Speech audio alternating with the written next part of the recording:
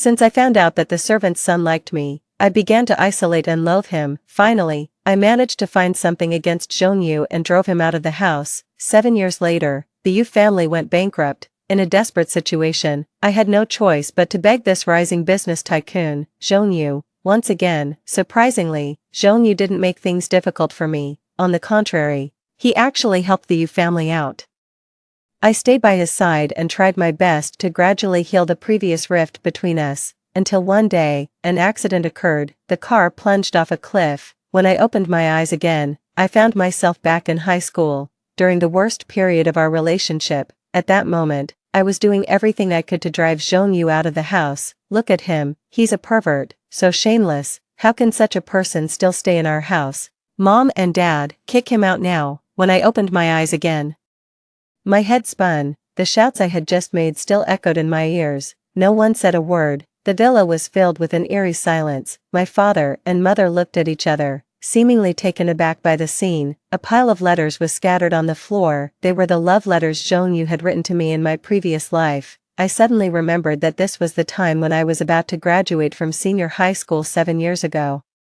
I had gone to great lengths and finally found something to use against Jeonyu, and then I drove him out of the Yu family. Jeonyu was the son of our family's servant. He was outstanding, intelligent, and good-looking, but for some reason, I disliked him very much. Perhaps it was because we lived together, and my classmates always liked to joke about us, asking if he was the child bridegroom arranged for me by my parents. What's more, he refused to clarify, despite his cold personality. He was always much gentler and softer towards me than towards others. In my previous life, I distanced myself from him, mocked him. I even asked my mother several times to drive him out, but he never got angry. Gradually, he seemed to be truly sad. He talked to me less and less, until I found many diaries and love letters about me in his textbooks. Only then did I know that Jeonyu had liked me for a long time, like discovering a huge secret. I gathered the whole family together and then showed the evidence I found. I severely rebuked him, calling him terrible, a pervert, shameless. In fact, the content wasn't too explicit, but my mother had no choice. Finally, she fired Jeonyu's mother. It was the second semester of senior high school at that time, and because of the transfer, no other school was willing to accept Jeonyu, so he ended up repeating a year of study. Later, he went to study in a foreign place for college. In my previous life, I thought that was the last time I would see Jeonyu, but it wasn't. By chance, 7 years later, we met again. At that time, Jeonyu's business venture was successful. He broke into the circle of business celebrities and became a powerful new business magnate that no one could underestimate. Our family's company, however, was in a slump and on the verge of bankruptcy, with no one willing to help. In desperation, I had to beg Jeonyu for help. To my surprise, he agreed. And he didn't even make any demands. We maintained our communication through an ordinary business partnership, until one business trip, an accident suddenly occurred. The oncoming truck seemed to have a brake failure and crashed straight into us. Jeonyu desperately turned the steering wheel towards me. At the moment of impact, he tightly protected me under his body. Before he died, he reached out and touched my cheek. His voice was dry and filled with sorrow. Xiaohe, you hate me, don't you? But even though you hate me so much, all these years, I still wondered if we could be together one day. He paused and suddenly smiled. But it's so tiring. Loving you is so tiring. If there is a next life, I think I don't want to like you anymore. The rescue came too late. In the end, the crashed truck caught fire. The flames spread violently. I closed my eyes, placed my fingers on Jeonyu's cheek, and whispered, "It doesn't matter. If we could start over, let me come to you, okay?" I never expected that I would return to my high school days, and just a while ago, I had taken out the stack of letters I found in Jeonyu's textbooks and thrown them in front of everyone. My mother came over and took my arm, carefully trying to soothe me. Alas, how could this happen? Although she was always kind-hearted, she loved me the most, so she looked at Jeonyu, then at Jeonyu's mother, and sighed. Since Xiaohe and Jeonyu really can't get along, there's no other way. We'll have to hire someone else. Jeonyu stood in the corner. The dim light cast a lonely shadow over him. He quickly stepped forward, gave a soft and his voice was cold and without the slightest hesitation. He said, "I'm sorry, it's my fault for causing trouble to you. I'll go pack my things now and leave with my mother." He turned around resolutely without even looking at me. This was exactly the same as in my previous life. I suddenly remembered that before he died.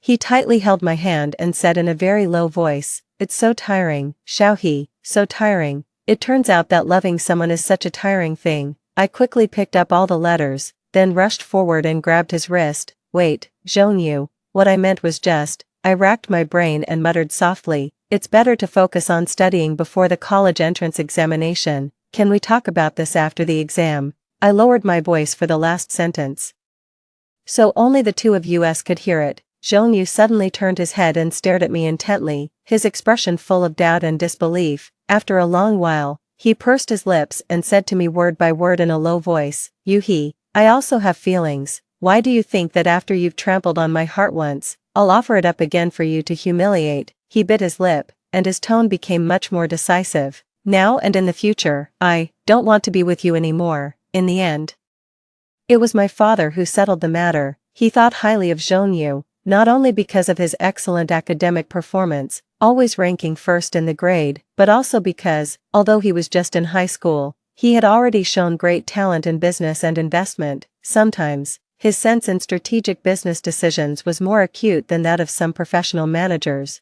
He really wanted to nurture such a promising young talent. In my previous life, if I hadn't made such a fuss, he would have turned a blind eye. Now, seeing me silently pick up the letters and stop making a scene, he coughed twice and made a decision. "What's all this talk about leaving? It's not a big deal, just a quarrel between kids." "Nonsense." He walked over and patted Zhongyu on the shoulder, his tone much more amiable. "Xiaohe doesn't know what she's saying, don't take it to heart. She's not good at studying, you should help her more. As for the rest, we trust you two to be sensible. Let's talk about it later." "Okay." Zhongyu seemed to want to say something, but my father simply waved his hand, ending the small family chaos I had caused. I knew Zhongyu wouldn't leave. He had always respected my father. Even out of respect for my father, he wouldn't leave immediately.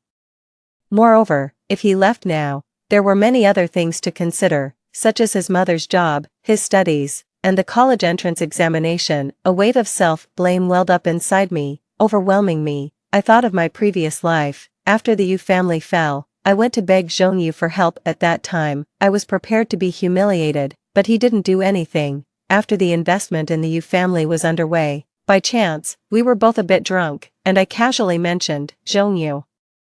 "To be honest, I thought you would hate me and pretend not to know me." Zhongyu was stunned for a moment. He looked up at me, then poured himself a glass of wine and smiled. He nodded and said, "Yeah, I thought so too. But Yuhi, 7 years have passed. I also want to let go." Zhongyu said the last sentence with great hesitation and pain. It must have been a difficult process for him to convince himself to forget everything that had happened in the past 7 years. "And now, I want to make things clear once and for all. We agreed that this time, I would be the one to chase after him. He wouldn't have to suffer as much as he did in the previous life." That night, I secretly went to the 3rd floor of the villa, Zhongyu's room. After standing at the door for a while, I finally mustered up the courage and knocked gently, but the door wasn't fully closed and opened by itself. Zhongyu was sitting at the desk, looking through textbooks and exercise books. When he heard the sound, he quickly turned around, but when he saw it was me, his face darkened immediately, and his voice was extremely cold. "Yuhi, what are you doing here? Did I invite you in?" In my previous life, our relationship had already started to improve, but now, we were back to the worst period of our relationship. I couldn't get used to his current cold attitude for a moment and stood there, stunned. The words I had prepared got stuck in my throat and I couldn't say them. Finally, after a long while, I managed to say, "Zhongyu, I'm really bad at math. Can you help me take a look?" As soon as I said this, I regretted it. The reason was simple. When Zhongyu used to follow me around, he had mentioned several times that he wanted to help me with my studies, but I had always scolded him back. I mocked him with all kinds of harsh words, like "mind your own business. Don't think you're so great just because you're good at studying, even if you get the first place. You still have to work for my family, right?" I kept scolding him until he no longer dared to approach me and gradually became more reserved and silent. Sure enough, when I brought up the topic of tutoring again, Zhongyu curled his lips. His already impatient expression was tinged with a hint of confusion and sarcasm. He pushed the textbook aside, stood up, and walked slowly towards me. "You were the one who wanted to keep a distance. And you were the one who didn't want to talk to me, Yuhi." Weren't these all your words? What's wrong with you? Did you come up with a new and better way to deal with me and drive me out? Zhongyu stood in front of me, frowning, looking disappointed. I suddenly realized that for the 18-year-old, newly adult Zhongyu, at this moment, it was very difficult for him to trust me. This realization made me blurt out, "No." I took a deep breath, rubbed my eyes, and finally said the words I had wanted to say since I came up here, one by one, "No. Zhongyu, I don't want to deal with you. I just want to apologize for everything I've done in the past, including the verbal abuse, the unnecessary coldness and humiliation, and so much more. I've grown up and I'm not as naive as I used to be." With all kinds of emotions swirling inside me, my next words were almost choked with sobs. "So can you give me a chance? Can you try to forgive me?" These words came from the bottom of my heart. "So Zhongyu, can you give me another chance?" I looked up at him softly. Zhongyu turned his face to the side. The previous expressions of weariness and suspicion seemed to be gradually fading away. He picked up the notebook he had been looking at earlier from the desk and threw it into my arms. "If you want to improve your math, the knowledge points in this notebook are enough." Then he opened the door. Just as I was holding the exercise book, not knowing how to thank him, he made a gesture of invitation. He still didn't look at me, and his tone was still indifferent. "There's no need to talk about forgiveness or not. I've already figured it out. You're a young lady, and you have the right to act willfully. It's only natural that you wouldn't like someone like me." Holding the doorknob, his cold gaze fell on me, making me feel a little ashamed. "So you don't need to apologize to me, and don't come to me out of pity anymore. What does it feel like to be rejected twice by the same person in one day? Well, let me tell you. I really wanted to find a place to bury myself." After Zhongyu closed the door, I almost ran back to my room with my face covered. Then I threw myself onto the bed and the phone in my pocket fell out and rolled aside. Just then, someone called. The screen lit up. It was Lin Rua, my best friend. We were deskmates in high school and had a very close relationship. She went abroad for college and later married into an old, established wealthy family.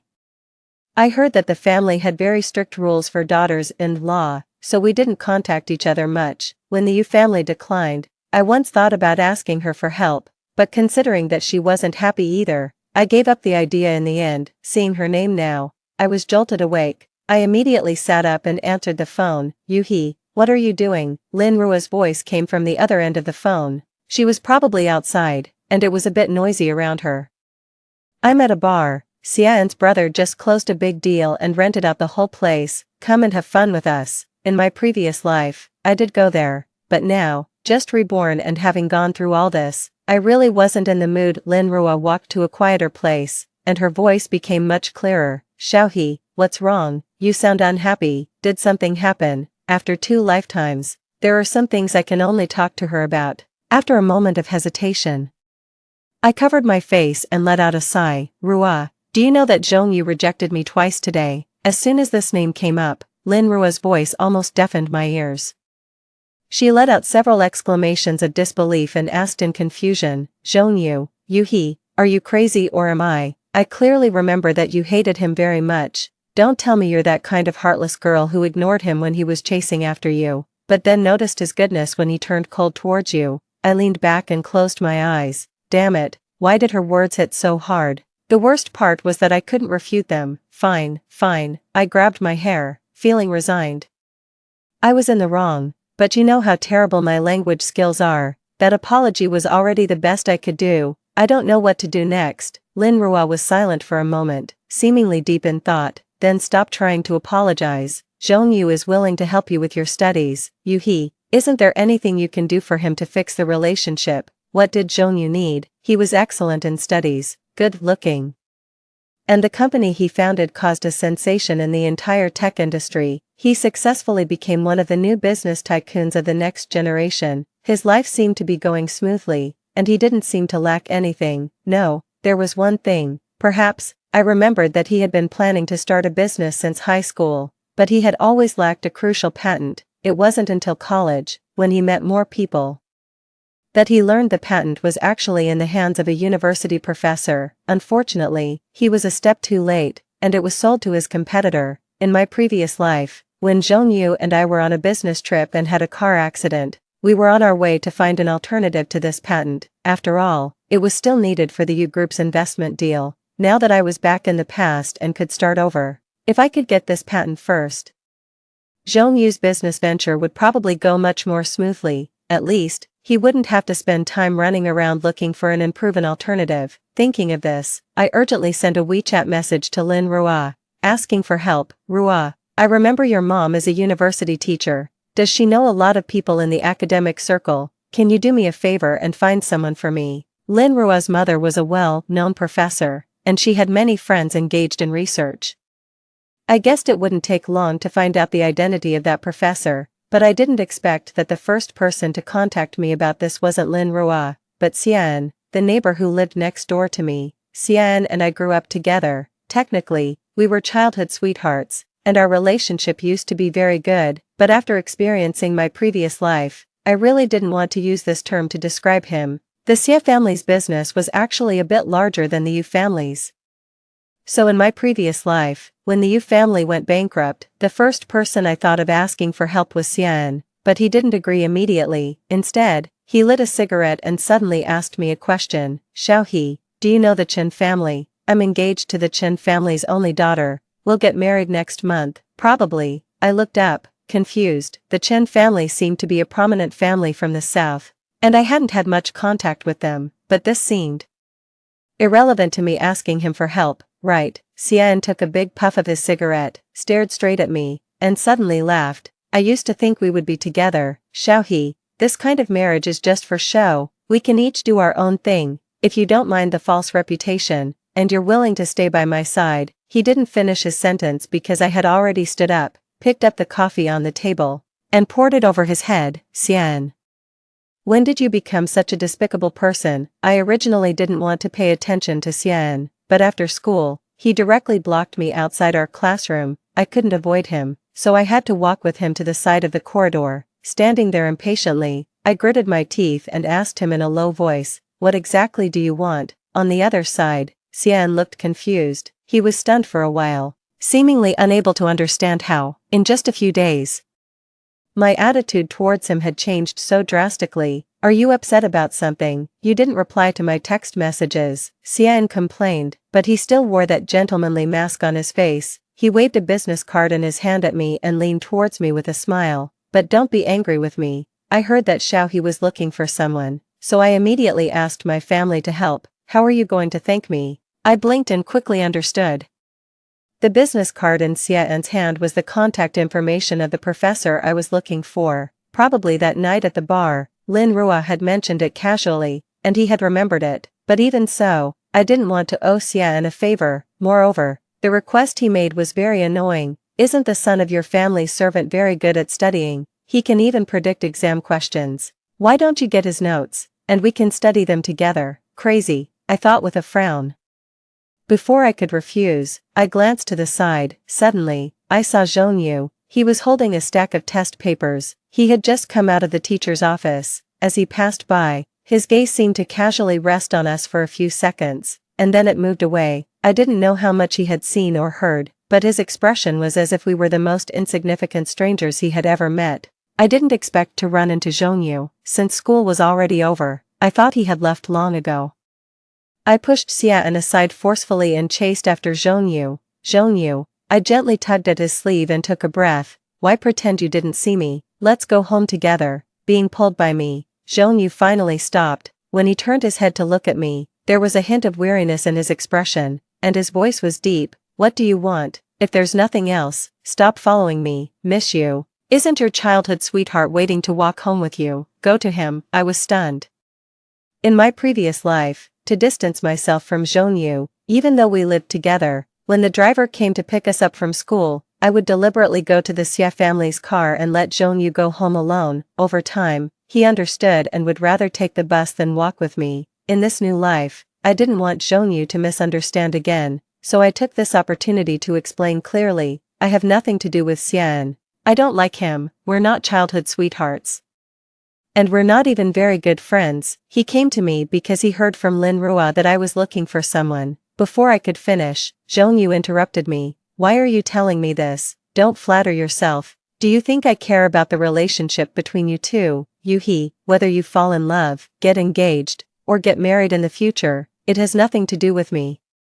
I really have no interest at all. He emphasized the last sentence very strongly. Actually, just now, I had an irrational thought, a little bit of joy. Did Jean-Yu care when he saw me standing with another boy? But when he interrupted me and said those last words, it was like a bucket of cold water suddenly poured over me, soaking me completely. It made me wonder if there was any point in my pursuit and persistence until now. In my previous life, Jean-Yu said he liked me, but in this life, had his feelings changed? I lowered my eyes dejectedly, forced a smile that seemed indifferent, nodded, waved at him, and stepped back. You're right, I'm a bit annoying, but Mr. Jean, you've rejected me 3 times. There's a limit to everything. Even he, can get hurt, you know. After saying that, I turned around and ran away with my hands behind my back. There were tears in the corners of my eyes, and I felt like crying. So I ran away quickly, as if escaping. I didn't turn around. So I naturally didn't see that behind me, Jean-Yu was tightly gripping the test papers in his hand, his body tense. Could he really get hurt? He stared at the end of the corridor, his eyes dark. She was lying, he thought. He didn't believe it. He had always been heartless, and no one could get anything from her. Her pestering him now was just a whim. Once she got what she wanted, she would quickly get bored, but suddenly, an inexplicable sense of panic and restlessness surrounded him, making him uneasy. He suddenly remembered Yuhi's disappointed and sad eyes just now. Wouldn't she really give up on him? I took a taxi and went home. As soon as I entered the villa, the family driver came up and handed me a document bag. At the same time, my phone rang. It was Lin Rua. The moment the video call connected, her voice came through, loud and excited. Xiaohe, did you get the document bag? I found the contact information you wanted, the business card, the professor's information, and a temporary university access pass are all in there. Thoughtful, right? She spoke without pausing. Coincidentally, I heard that this big shot was a bit of a dunce in school and often copied my mom's test papers during exams. So don't worry,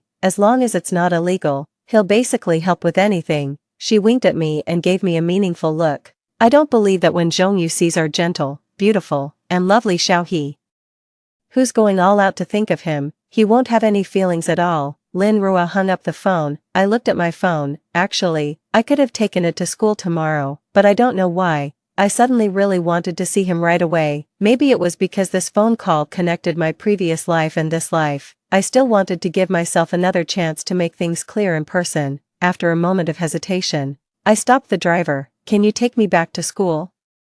I ran back to school, out of breath, with my school bag on my back. Organizing test papers was a troublesome task, and there was also the work of transcribing scores and ranking students. At this time, Jean-Yu should still be there. But when I climbed the stairs and stood outside the classroom again, I found it empty. The door was slightly ajar, and the lights were on, but where was he? I scratched my nose and was about to take out my phone to call him when a security guard on patrol walked over.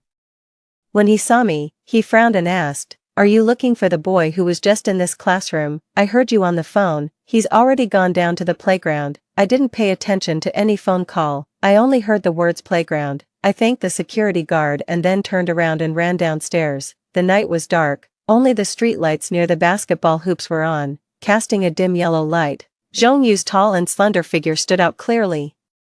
In front of him stood another girl. I had seen her in my previous life. The first investment in Jean-Yu's startup came from her family. She was probably the one who pulled him out of the abyss. I had always thought that in this new life, I was making up for the kindness Jean-Yu had shown me. Without the important technology, I would help him contact the professor. If there was a lack of investment, the Yu family could assist. But now it seemed that Jean-Yu was right.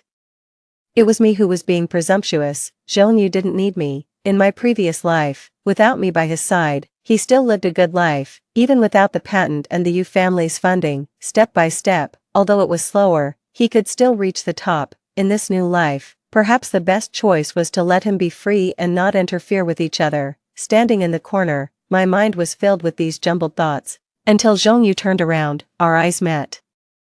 I opened my mouth slightly and smiled as I called his name, Jean-Yu. At that moment, his expression suddenly became flustered, and his face turned pale. I don't know why, but after understanding all this, I actually felt relieved. Those feelings of sadness and distress were all gone. I waved at Jean-Yu and the girl beside him. In my memories of 2 lifetimes, she was a very gentle girl. She smiled, said a few more words to Jean-Yu, then tugged at her school bag strap and turned to leave.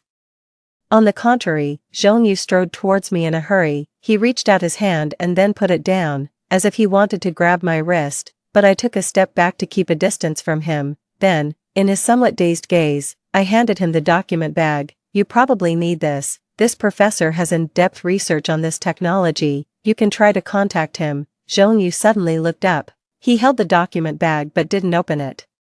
He didn't ask me why I knew about the difficulties in his current startup. His voice was a bit hoarse. Okay, I'll work hard, Yuhi. I won't let you down. When he looked up at me, his eyes were shining brightly, as if stars were rising in them. I nodded too. Of course, Zhongyu would succeed sooner or later, but the next moment, I felt sorry because I had chased the other person away because of me. I scratched the tip of my nose and pointed in the direction the girl had left.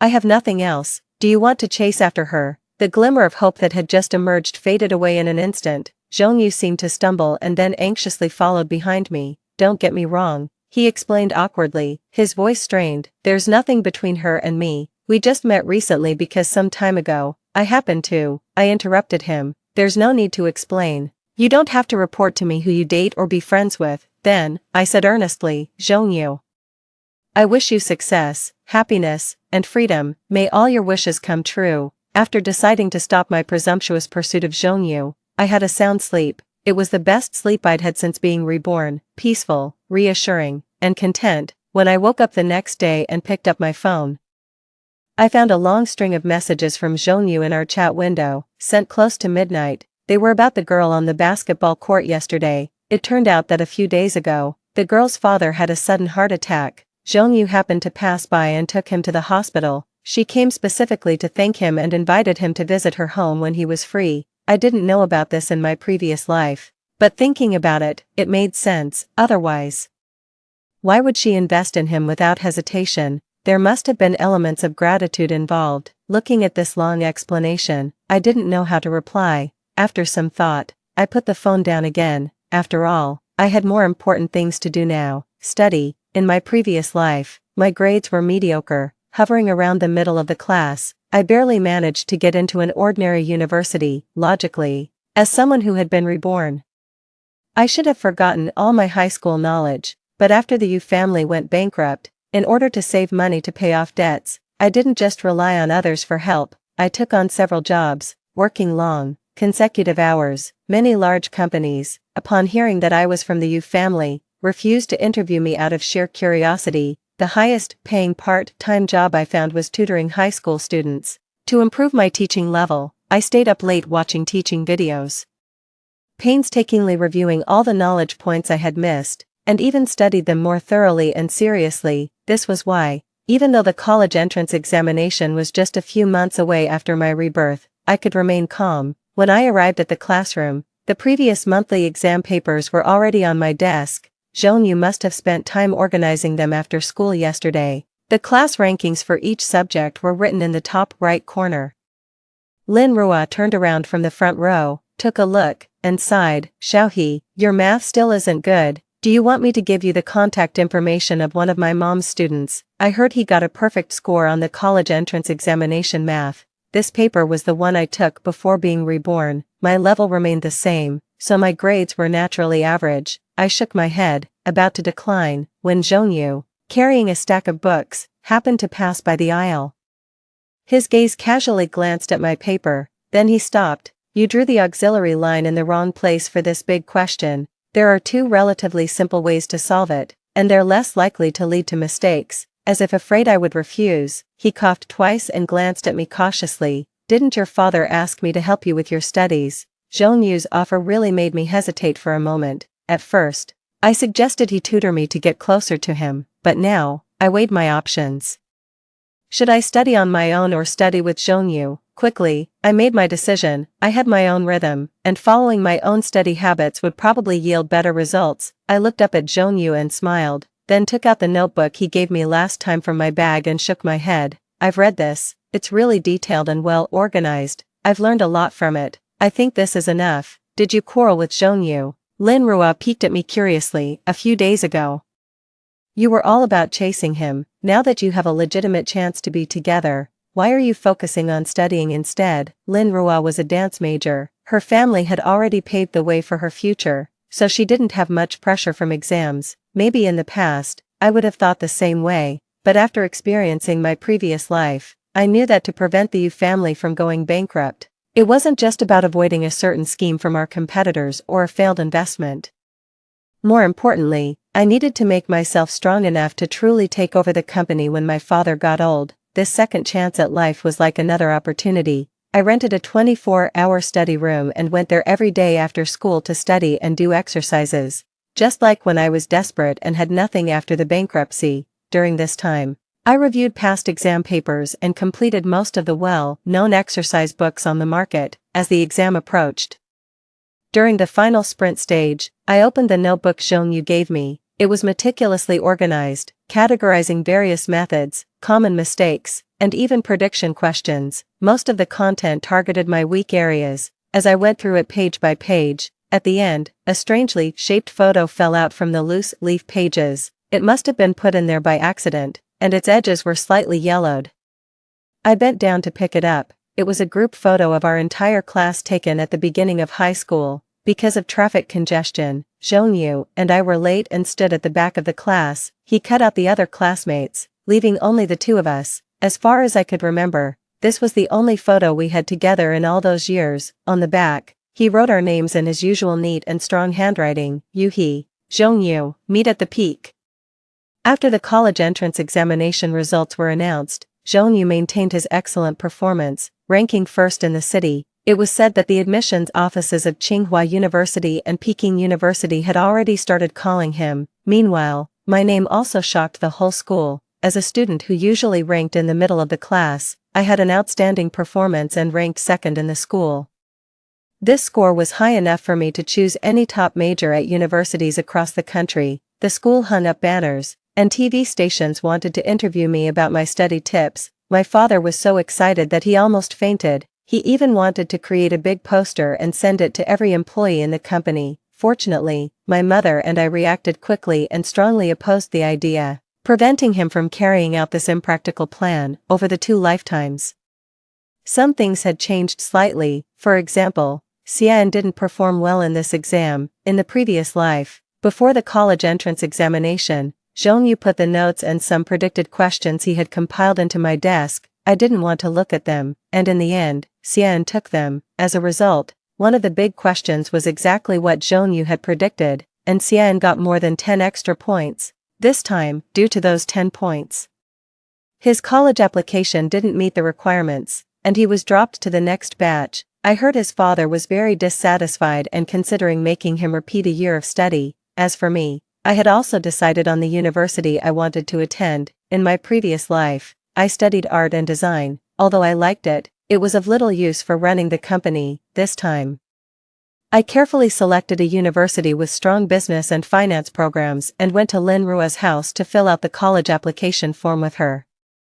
Just before submitting the form, my phone rang. A WeChat message popped up. It was from Zhongyu. We hadn't contacted each other for many days. There was only one line. Have you decided which university to go to? The setting sun shone through the window, casting a warm and pleasant glow. I typed a reply. Yes, I'm going to University A in the north. What about you? He seemed to be typing and deleting his message for a long time. After much thought, he finally sent a message. Ah.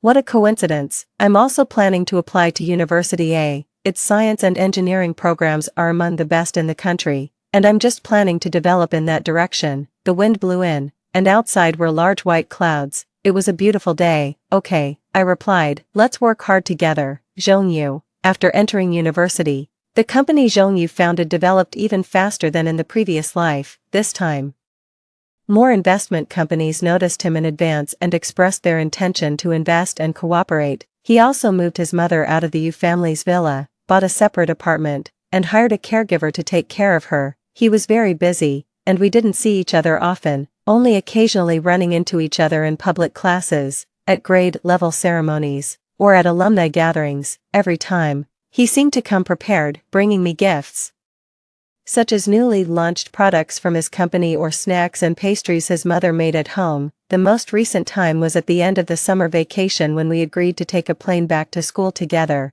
When we reached the school gate, he scratched the tip of his nose and said to me, "Xiaohe, my company is preparing for an IPO. I'll be doing a financial interview on TV in a few days. Would you watch it?" His eyes were bright, suddenly reminding me of that night in high school when I handed him the document bag and the spark that lit up in his eyes at that moment. The interview was scheduled for a week later in the evening. My roommates and I were all in the dormitory. I originally planned to watch the live broadcast on my phone while lying on the bed, but one of my roommates suddenly stood up, held her laptop, and suggested, "Hey, do you know Zhongyu from the School of Mathematics?"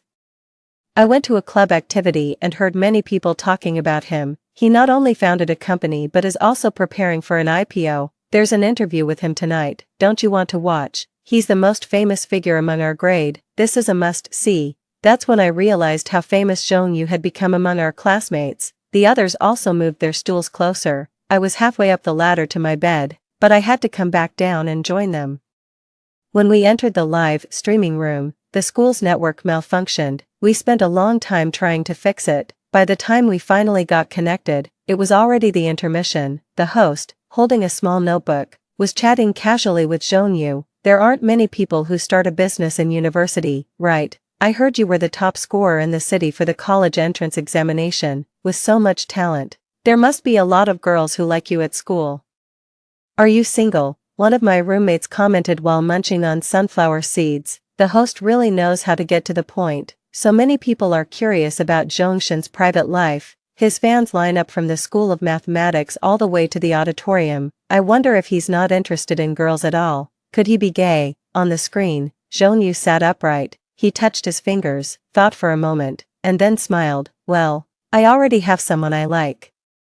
I've liked her for a very long time." Suddenly, the dormitory fell silent, and everyone stared intently at the computer screen. The host was taken aback. "Haven't you confessed to her?" Zhongyu shook his head. "Her world seems so far away from mine. She comes from a top-notch family, is beautiful, and popular. I always felt I wasn't good enough for her. I didn't think she could like me either." He smiled, "But for a while, she was actually very proactive towards me, but at that time, I was too insecure. I was always afraid it was just a fleeting moment, that she was just having a whim. I thought that only when I became excellent and successful enough could I stand beside her one day." The host nodded and pressed on. "What about now? You're already very successful." Zhongyu lowered his head, deep in thought. "I don't know," he said softly. "I want to call her. Is that okay?" Outside the dormitory, the cicadas chirped.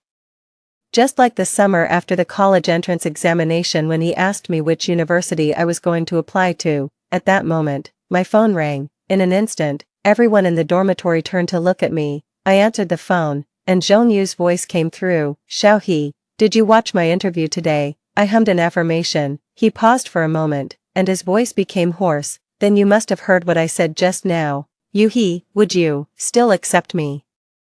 I tapped the table with my fingers. "It was a beautiful day," I said. "Of course, I've been waiting for you." Zhongyu, I took over the family company, having avoided the investment traps from my previous life. This time, the U group developed very smoothly. I recruited several recent graduates from the university and started training my own confidants and successors. Among them was a girl who was hard-working and dedicated. However, she was always arguing with her boyfriend, causing various relationship problems. When she came to organize my documents, she often asked me, "President Yu, why do you and President Zhong have such a good relationship? Don't people who grow up together ever have cold wars?" The villa was silent. I had no choice but to give her a rambling account of our high school days. The girl sat on a small stool, resting her chin in her hand, listening intently. She frowned and commented, "Sister Yu, you have such a good temper.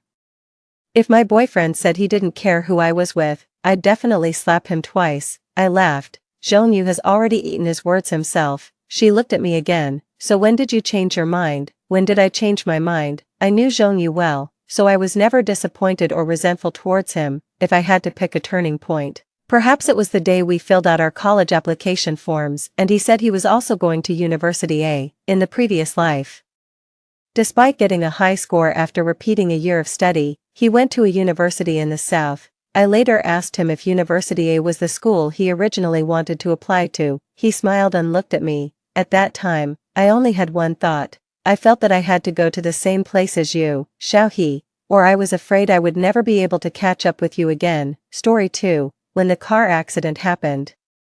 Jiang Yan instinctively protected his white moonlight and pushed me towards death. He said with full confidence, I know you're a strategist who can be reborn, but he didn't know, that was my last chance to complete the strategy mission. When the out-of-control truck rushed towards the sidewalk, I was arguing with Jiang Yan. Today was the second anniversary of our relationship, but he was 2 whole hours late because he went to pick up his white moonlight who had just returned from abroad. Can you stop being so petty? Jiang Yan stood by the roadside, looking at me with disappointment in his eyes. Yao Yao grew up with me, she has no one to rely on in the country, is it reasonable for me not to pick her up? I questioned him. So you plan to spend today with the 3 of us together? Jiang Yan was at a loss for words and didn't say anything. It was Xing Yao Yao behind him, her eyes moved back and forth between us. When she opened her mouth, she almost burst into tears. Sister Xiaozhu, don't be angry, Ian just thought I was pitiful.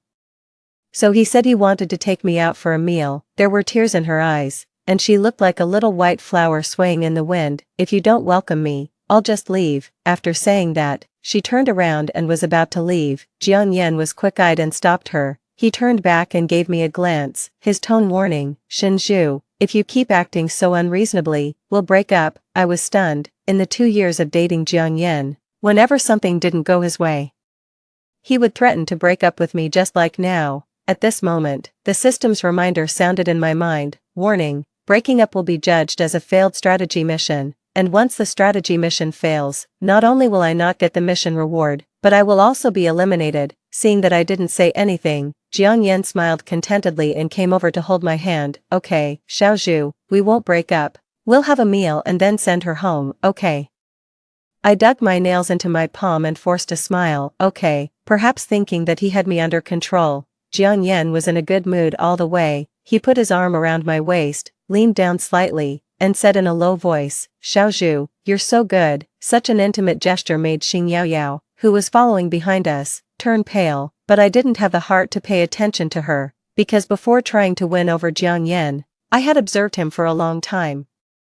The former Jiang Yan was mature and steady, not at all like he was now, so childish as to force me to submit by threatening to break up. What on earth, what was wrong? I was lost in thought when suddenly there was a harsh car horn sound in my ear. Beep beep beep. I looked in the direction of the sound and saw an out-of-control truck rushing towards the sidewalk, straight at us. The crowd immediately panicked, screams filled the air. Jiang Yan tried to pull me and run at the first moment.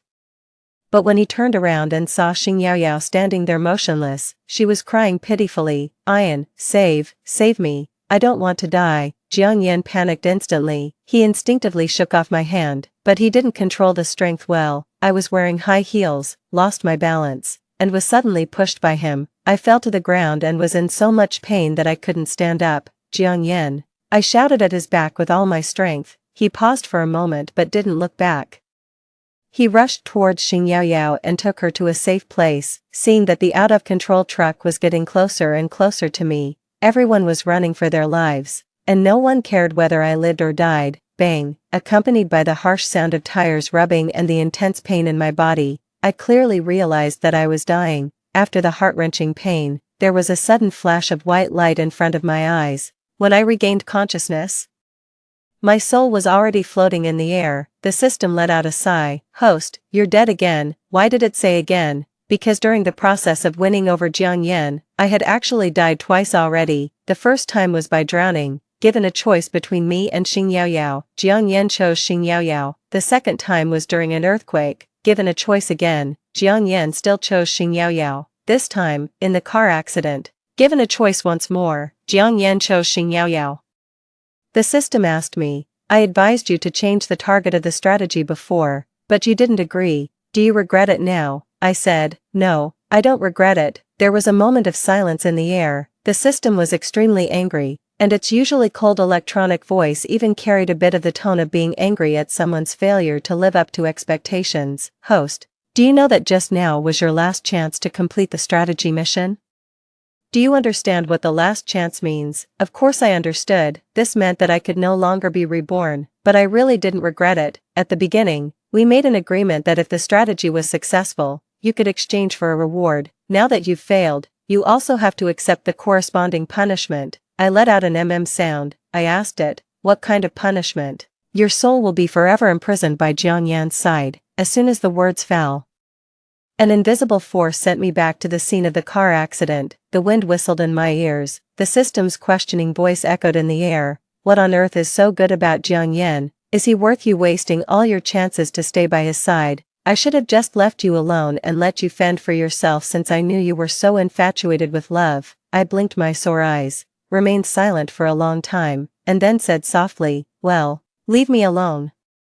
The system never expected that I would give such an answer. It didn't understand why I was so persistent with Jiang Yan. It angrily scolded me a few words and simply went into hibernation. I floated and sat on the roof of the car boredly, propping up my chin and looking at the chaotic crowd. I saw two familiar figures at a glance. Xing Yaoyao was tugging at the corner of Jiang Yan's clothes and talking, but he seemed not to hear her and just stared at me motionlessly. Oh, no.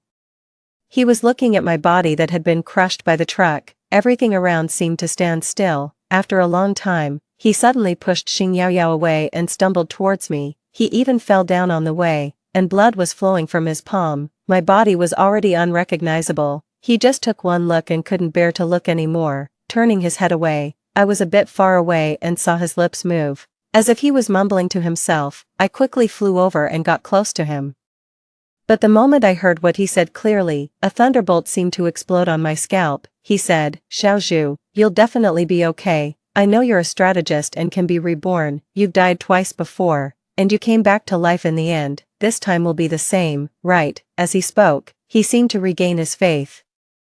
He took a deep breath, wiped his face, and said firmly, I'll wait for you to come back. I was extremely shocked. No wonder Jiang Yan knew that he could easily control me by threatening to break up, because he had known from the very beginning that I was a strategist, but he didn't know that that was my last chance to complete the strategy mission. Jiang Yan, I can't come back. The ambulance and the police car arrived at the same time. When the doctor wanted to move my body into the car, Jiang Yan firmly blocked them. No, don't touch Xiaozhu. She's not dead. She'll wake up in a few days. Everyone looked at each other in dismay. The doctor comforted him. Mr. Jiang, I know you can't accept it for a while, but your girlfriend is already dead. You should take care of your health. When Jiang Yan heard the word dead, his emotions immediately became agitated. He grabbed the doctor's white coat. The veins on his arm bulged, and he shouted, Shut up, Xiaozhu is not dead.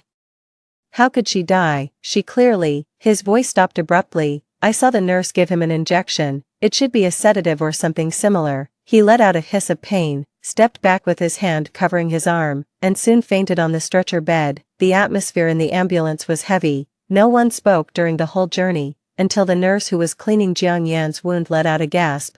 Everyone followed her gaze and saw that Jiang Yan was crying.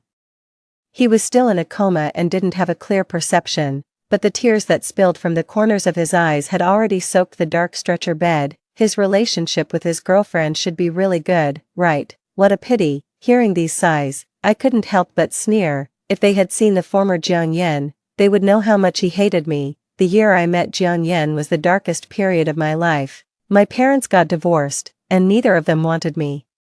The only person in the world who was good to me passed away in the winter jasmine season that year, after being diagnosed with depression. When I held a small knife and wanted to stab it into my abdomen for the first time, the system found me. It said that as long as I completed the strategy mission and helped it achieve its key performance indicator, KPI, I could exchange for a reward. My eyelids twitched, and I asked it, can it bring back the dead? The system was extremely certain. Of course it can. It gave me a few days to personally select the target of the strategy mission, but I wasn't interested in anyone, until I met Jiang Yan in the Martyrs Cemetery. He was sitting on the long steps, and the fine spring rain wet the broken hair on his forehead. He didn't speak or cry, he just sat there quietly. The wind blew the willow branches. I stood not far away and stared at the tear mole at the corner of his eye for a long time. Then I opened my mouth gently and told the system, I want to choose him. The difficulty of winning him over is very high, and before you. The system hesitated and then reminded me, there have been several strategists who were eliminated because of failure. Are you sure? I nodded firmly. The system couldn't persuade me. Helplessly, it helped me apply for 3 chances to complete the strategy mission. The higher the difficulty coefficient, the more chances for the strategy mission. From that day on, I spent time observing Jiang Yan and found that he was gentle, modest, and polite to everyone, but such a person spoke rudely to me the first time he saw me. "TSK, tell me, did you sprain your ankle this time, or are you just going to throw yourself into my arms directly?" I was taken aback. He squinted his eyes at me and sneered, "What are you pretending to be stupid for? Even if women like you strip naked and stand in front of me, I still won't like you." I didn't understand what he meant at that time. Now that I think about it, he should have known that I was a strategist at that time, otherwise, why would he reject me so much? Later, I always stayed by his side at a distance that was neither too far nor too close. Once, his friend called me and said that he had a stomachache and asked me to go and bring him medicine. When I arrived, I saw him sitting on the sofa full of energy. He asked me, "Why are you here again? You're really persistent." I pursed my lips and didn't say anything, just handed the medicine to him. He didn't take it. Instead, he leaned forward slightly and said in my ear, "Since you're already here, let me treat you to a drink, okay?" As soon as the words fell, my vision went blurry. Red wine was poured all over my head, flowing down my cheeks and wetting my chest all the way. The clothes in summer are very thin, and even the color of the camisole could be seen clearly. Jiang Yan glanced at me frivolously. Seeing that I didn't react at all, he seemed even angrier. "You've been humiliated like this by me and were watched by so many people, Shinju. Don't you have any self-esteem?" Only then did I look up at him. The flickering light fell on that face as clear as the breeze and the moon, and the tear mole at the corner of his eye seemed to be about to fall. At that moment, I opened my mouth, but I couldn't say a word of retort.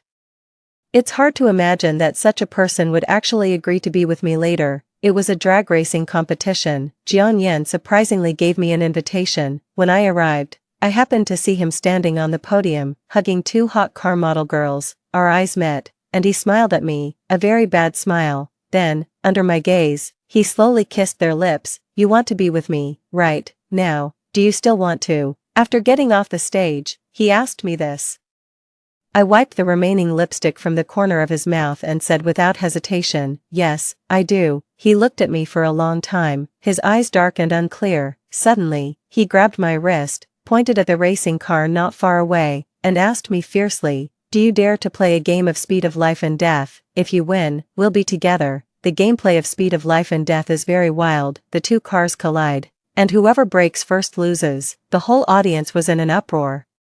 Several girls tried to smooth things over for me. "Come on, forget it, Shinju has no experience at all. Aren't you forcing her to play with her life? Yeah, don't let the girl get hurt." Jiang Yan was indifferent, and I looked up at his face and slowly said two words, "Sure." The man's pupils suddenly shrank, and something seemed to flash in his eyes. I couldn't tell what it was. Anyway, in that game, he was the one who stepped on the brake first in the end. When I got out of the car, my stomach was churning, and I staggered and fell to my knees on the ground. Jiang Yan angrily threw his helmet, pulled me up, and roared at me, "Are you crazy? Don't you care about your life?" And I just looked at him calmly and asked, "Can we be together now?" His eyes were red, and he was speechless for a long time. Just like that, we naturally started dating for 2 years. Everyone said that I was deeply in love with Jiang Yan, but every time these words reached Jiang Yan's ears, he would always stare at me intently, the corners of his thin lips curving into a sarcastic arc. "Love, women like this are the best at lying. She doesn't love me at all." I lowered my eyes and didn't say anything.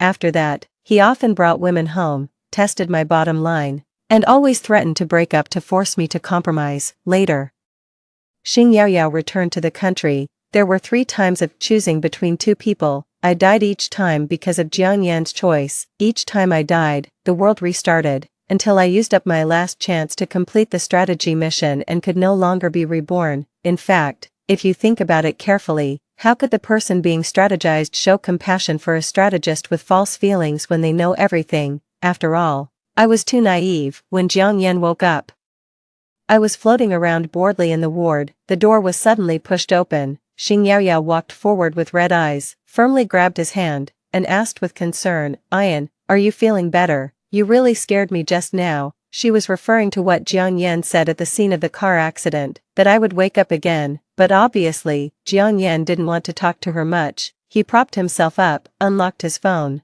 looked at the time, and suddenly said in surprise, 2 hours have already passed. Xing Yaoyao didn't understand and asked in agreement, yeah, what's wrong? Jiang Yan's eyes flickered violently with emotions. His fingers couldn't help but tremble slightly, and his voice was tight. This is impossible. It's absolutely impossible. Xing Yaoyao was scared by him and stood there stunned, not daring to say anything. The first 2 times, the world restarted less than half an hour after I died, but this time, 2 hours had passed. And the world was still going on. Jiang Yan suddenly stood up, his expression desolate, like a trapped beast. After a moment, he seemed to think of something, pulled out the indwelling needle, and ran outside. Xing Yaoyao quickly chased after him. I floated behind them, secretly guessing where Jiang Yan would go, until the familiar house number appeared in front of my eyes. I realized that he had come to my home. When the door lock was pried open, Jiang Yan rushed in at the first moment and started searching for my figure everywhere. Xiaozhu, I know you're not dead. Are you hiding from me? There was no one in the living room, no one in the kitchen, and no one in the study. Finally, it was my bedroom. After pushing the door open, he suddenly stopped, as if he was nailed there, unable to even take a step, because the 4 snow-white walls were covered with photos. He looked at them one by one, and a thin layer of red gradually appeared at the corners of his eyes. Ian, you took so many photos with her. Xing Yaoyao's face was ugly, and the jealousy in her eyes couldn't be suppressed at all. We've known each other for more than 10 years, and you've never. Halfway through her words, she suddenly fell silent. Jiang Yan stared at her fixedly, his face turning gray and then pale. He almost squeezed out these 4 words from his throat. This isn't me. I looked at the man with a warm smile in the photos and couldn't help but bend my lips. Yes, that wasn't Jiang Yan. Why did I choose him as my target for the strategy mission at first sight? Why did I waste all 3 chances on him? Wasn't it just because of his face? That face exactly like his. The window on the balcony wasn't closed tightly. The evening wind blew into the room and blew down a group photo. Jiang Yan picked it up. When he saw the beautiful handwriting on the back, his eyes suddenly turned red. Wish my little bamboo peace and safety, Lin Su. Memories, like the wind at dusk, slowly dispelled the haze in my heart. The first time I heard the name Lin Su, it was in the afternoon of the class division exam at the beginning of the 2nd year of high school. 10 years ago, my deskmate was a hooligan who even copied my homework. Before the exam, he asked me to help him cheat, but I refused. So that day after school, he blocked me at the back door of the classroom and laughed at me in front of all the classmates. Fatty girl, you're ugly, and you're not kind-hearted either. Letting you pass the answers is doing a good deed and accumulating virtue. Understand, you don't appreciate it. No wonder you're fat and ugly. At that time, because I had taken a lot of traditional Chinese medicine to treat acne, the hormones in my body were disordered, and I was really as fat as a little penguin. Many classmates were echoing. I blushed and was overwhelmed by a sense of inferiority. In the midst of so many taunts, suddenly a clear male voice interjected, "Are you so proud of commenting on a girl's appearance?" My eyes followed the sound. A boy in a black t-shirt and a black baseball cap stood beside me with his hands in his pockets. Later I learned that his name was Lin Su, a senior 2 years older than me. Lin Su raised his chin, motioned to my deskmate with his eyes, and said in a contemptuous tone, "I'm asking you, trash bug, you don't know how to respect girls, do you?" My deskmate was stunned for a moment. After reacting, he cursed and took off his school uniform jacket. About to start a fight, Lin Su took 2 steps forward and stood in front of me. I don't remember clearly what happened next. Before the fight, Lin Su put his hat on my head, and my vision was completely blocked. I could only hear the painful grunts of my deskmate. When it was quiet around me, I slowly looked up and met a pair of cold eyes. "It's okay now, you can go home." Lin Su's voice was very low, but it carried a soothing power. From that day on, my deskmate never troubled me again and even took the initiative to ask the teacher to change seats. I knew that Lin Su had helped, because several times when I was going home after school, I saw him hooking my deskmate's shoulder. He seemed to be smiling, but his eyes were extremely cold. "Ah, bro. Just forgive me. I'll never bully girls again." Lin Su frowned and kicked him. "Has your mouth learned to be good? Good, good, very good." When his expression softened a bit, my deskmate rode away on his bike. I was very grateful to Lin Su, so I bought a bunch of snacks to thank him. He was playing basketball with his friends at that time. After hearing why I came, he raised his eyebrows, lowered his head and took the cheapest lollipop, and smiled at me. "Thanks, you can keep the rest." Just like that, I carried the snacks back to the classroom. After school, when passing by the grocery store, Lin Su and his friends were walking in front. A few meters away, I heard someone ask him, "Who's the girl who gave you snacks this afternoon? Her face is pretty, but she's too fat." I subconsciously held my breath, wanting to hear the answer. Lin Su suddenly stopped, punched the man on the shoulder, and said seriously, "Shut up." After walking a few steps, he took out the lollipop from his pocket, unwrapped it, and put it in his mouth, saying vaguely, "She's quite cute." My steps stopped in place. Looking at their receding backs, I suddenly realized that was the first time someone described me as cute. It was as if an electric current passed through the tip of my heart, making it tingle. The schoolwork in the third year of high school was very heavy, and I lost more than 20 pounds from being tired. Gradually, many boys began to chase me and write me love letters, but because of this, I was excluded by a small group of girls. They called me to a corner where no one was around, a place where the surveillance couldn't reach. I was pinned to the ground. The girl in the lead took a cup of boiling water and poured it on my calf little by little. "You were so fat before. Now that you've lost weight, you're even wearing a short skirt. Huh, who are you seducing? Are you very proud that my boyfriend wrote you a love letter?" I was in so much pain that I couldn't speak clearly, and my voice was intermittent. "Who's your boyfriend?" This sentence seemed to offend her somehow. She got even angrier and told the others to hold my chin. The boiling water was poured towards my face. I closed my eyes subconsciously, but the imagined pain didn't come. Instead, I fell into a warm embrace. The boy's firm chest muscles almost suffocated me. "How are you? Are you okay?" Hearing the familiar clear voice, I suddenly opened my eyes and found that my back was already soaked in cold sweat. The girl was pushed to the ground and let out a scream. The boiling water scalded her own face. The commotion was so loud that when the dean came, those girls were so scared that they confessed everything. Lin Su greeted the dean and then picked me up in his arms and rushed all the way to the school infirmary. When disinfecting and applying a cold compress, it hurt so much that I wanted to cry, but I gritted my teeth and tried very hard to hold back my tears. Lin Su lowered his eyes and looked at me for a long time. He opened his mouth and said, "If you want to cry, just cry." I'm not a person who loves to cry. Since I was very young, my parents had both cheated on each other. They didn't love me.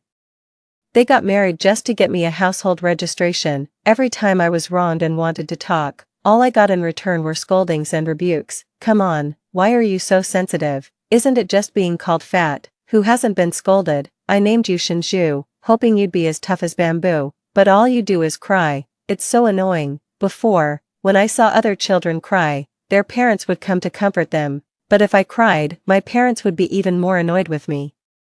Tears are just useless liquid in front of people who don't care about you. So later, no matter how uncomfortable I was, I never cried again. But that evening, in the infirmary, Lin Su rubbed my head, leaned over and looked at me, and said, "Your eyes are all red." I closed my eyes and wanted to turn my back. Then I heard him sigh, "Shinju, you can show weakness in front of me." Because of those words, my tears burst out instantly.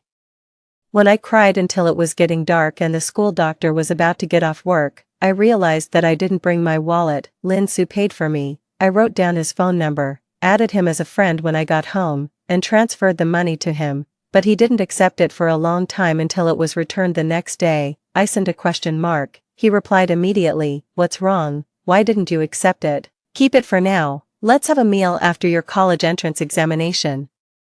I held my phone, and the corners of my mouth turned up unconsciously. Unfortunately, things didn't go as expected. After the college entrance examination, Lin Su seemed to have disappeared from the world. All the messages I sent him sank without a trace. The next time we met was on New Year's Eve, the year I was a sophomore. My parents had already started living apart, and there was only me in the huge house. Firecrackers were going off downstairs. I was huddled in my room, watching the Spring Festival gala alone. When the clock struck 0, my phone suddenly vibrated. "LX, Happy New Year." I was stunned. My heart seemed to skip a beat, and my fingertips typing were trembling. "Lin Su, is that you, or has your account been hacked?" The words typing were displayed at the top of the chat box. I waited for about 5 minutes and finally got his reply. It was very short, only 2 words. "Yes, it's me. Where have you been these 2 years? Why didn't you contact me?" I couldn't say the second half of the sentence, but the person on the other side seemed to sense it in advance and sent me a voice call. I answered, suddenly hearing that familiar yet unfamiliar clear voice. I didn't know what to say for a moment.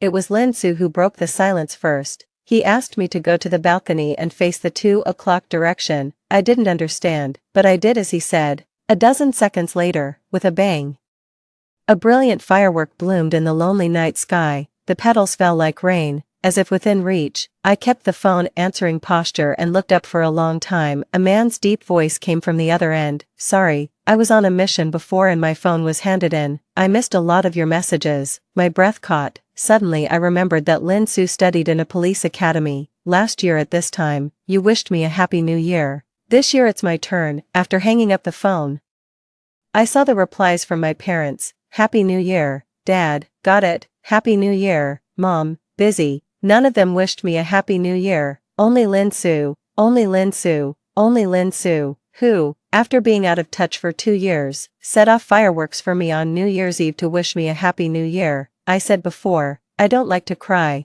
but the tears just wouldn't listen. The 2 years of my junior and senior years of college were some of the few happy times in my life. After Lin Su was transferred back to this city, we met more often, and our relationship gradually became closer. My roommate asked me, is the handsome guy who comes to pick you up downstairs your boyfriend? I denied it. No, he's just my brother. After answering, my face felt hot. Would a brother take his sister to a couple's restaurant on a date every week? Would a brother look at his sister when asked if there was a girl he liked present during a game of truth or dare? Would a brother climb over the wall to carry his sister to the hospital in the early hours of the morning when he learned that she had menstrual cramps and stay up all night to rub her stomach? No, but I didn't dare to ask more. Lin Su was like a distant oasis that a traveler in the desert suddenly saw to me. I could only look at it foolishly from afar. I was afraid that if I got closer, the beautiful dream would be shattered. At the end of May, approaching graduation, I was exhausted by my graduation project every day. Lin Su drove me to the beach to relax. On the way, we met several couples who invited us to play kayaking together. It seemed to be a competition activity carried out by a certain company. They were short of people temporarily. Come on, little sister. Your boyfriend has such a good figure. He must have good physical strength. Right, if you win first place, there's a reward. My ears turned red. Ah. He's not. Okay, Lin Su interrupted me. I looked at him. I don't know if it was my illusion. The man's lips seemed to curl up. When we got on the kayak, a few seconds before the start of the competition, I belatedly asked, so what's the reward for first place? Lin Su's eyes shifted, and he replied a little unnaturally, a very delicate Swiss Army knife. Very delicate, judging by his tone. Lin Su should like it very much. With the belief of wanting to win first place. Even though neither Lin Su nor I had much experience, we gradually fought our way to the top 3, but the first place team seemed to be at a king level. In the end, even Lin Su, who had good physical strength, was gritting his teeth and persevering. Out of the corner of my eye, I saw the veins bulging on his arm and the cold sweat oozing from his forehead. Actually, I really wanted to tell him that it was okay if we couldn't win. I would give him an even more delicate Swiss Army knife tonight.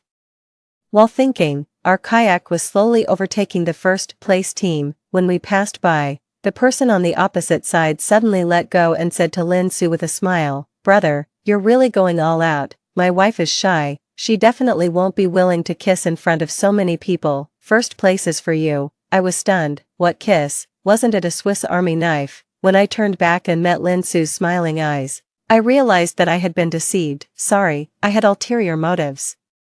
Lin Su took my hand and stood by the beautiful sunset-lit beach, whispering an apology to me. The reward for first place was never a Swiss Army knife, it was 2 plane tickets to the capital and, kiss your loved one. My mind went blank. It would be meaningless for me to pretend to be stupid anymore. Lin Su, actually you don't have to be so desperate. You don't have to be so desperate. I will still be with you. He looked at me quietly and slowly said, Xiaozhu, I wanted to win.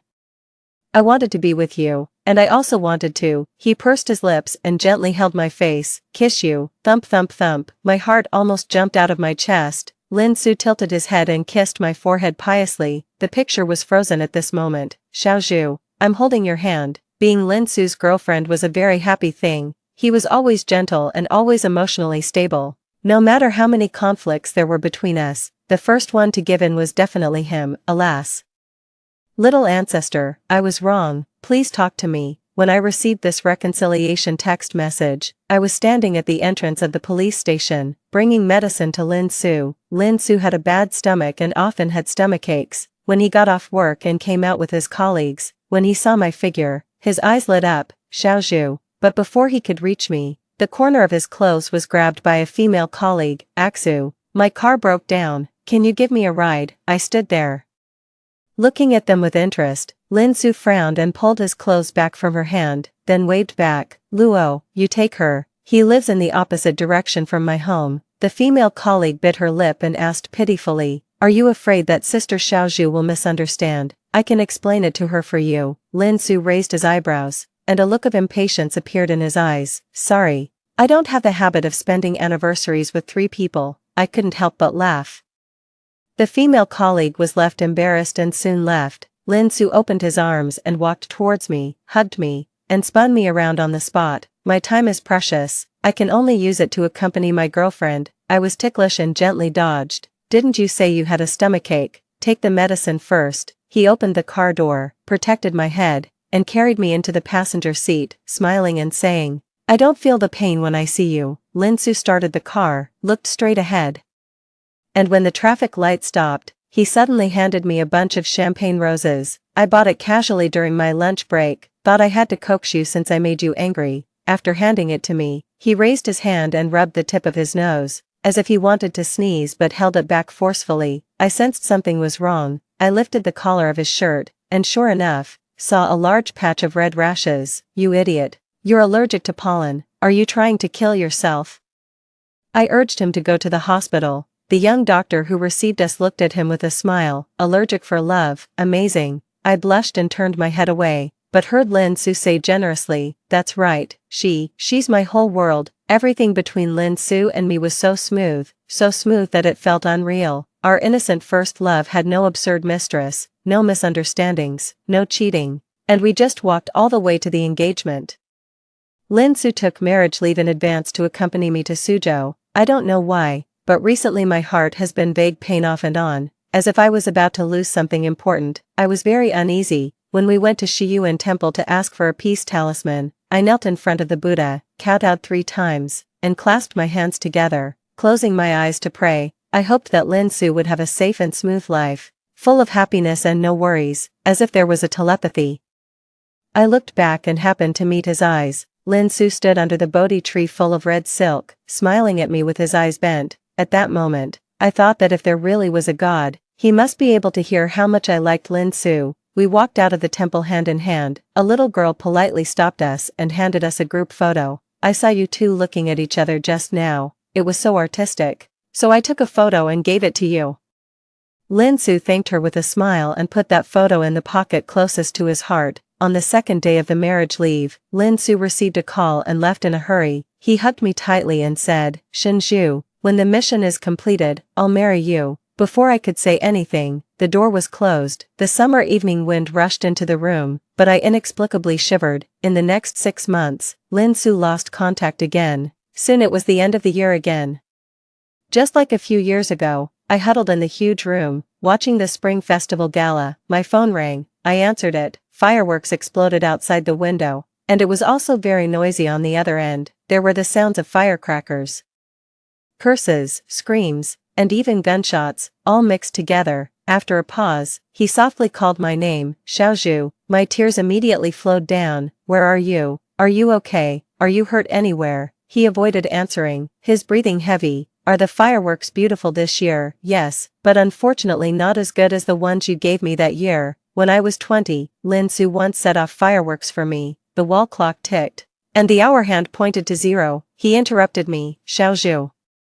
Happy New Year, Happy New Year, Happy New Year, one after another, each sound getting lower. I covered my face and bit my lip tightly, not letting myself make any sound. Tears struggled to flow out of my eyes, dripping onto the dark blanket, forming large water stains. I knew, he wanted to say all the blessings for the rest of his life. Bang, gunshots rang out, deafening. Almost instantly, the phone was hung up. Only the fireworks outside the window were reflected on the cold glass.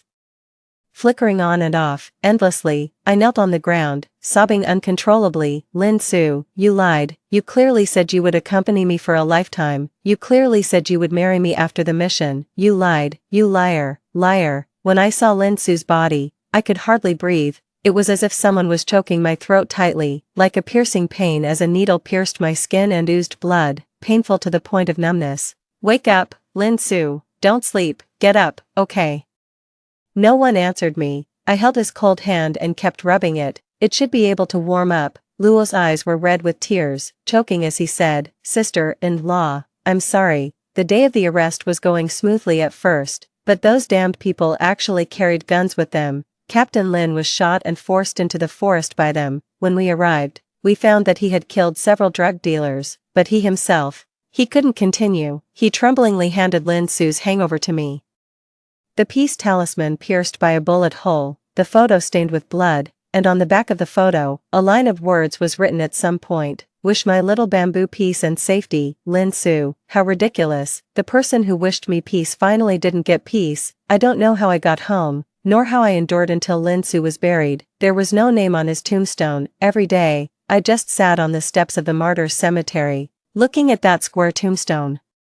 When I wanted to commit suicide, the system found me. I agreed to help it complete the strategy mission because I wanted to revive Lin Su, but finding a target for the strategy mission was really difficult. My mind was full of Lin Su who stood up for me in the classroom when I was 17, Lin Su who saved me from the bullies, carried me into the infirmary when I was 18, Lin Su who set off fireworks for me and wished me a happy new year when I was 20.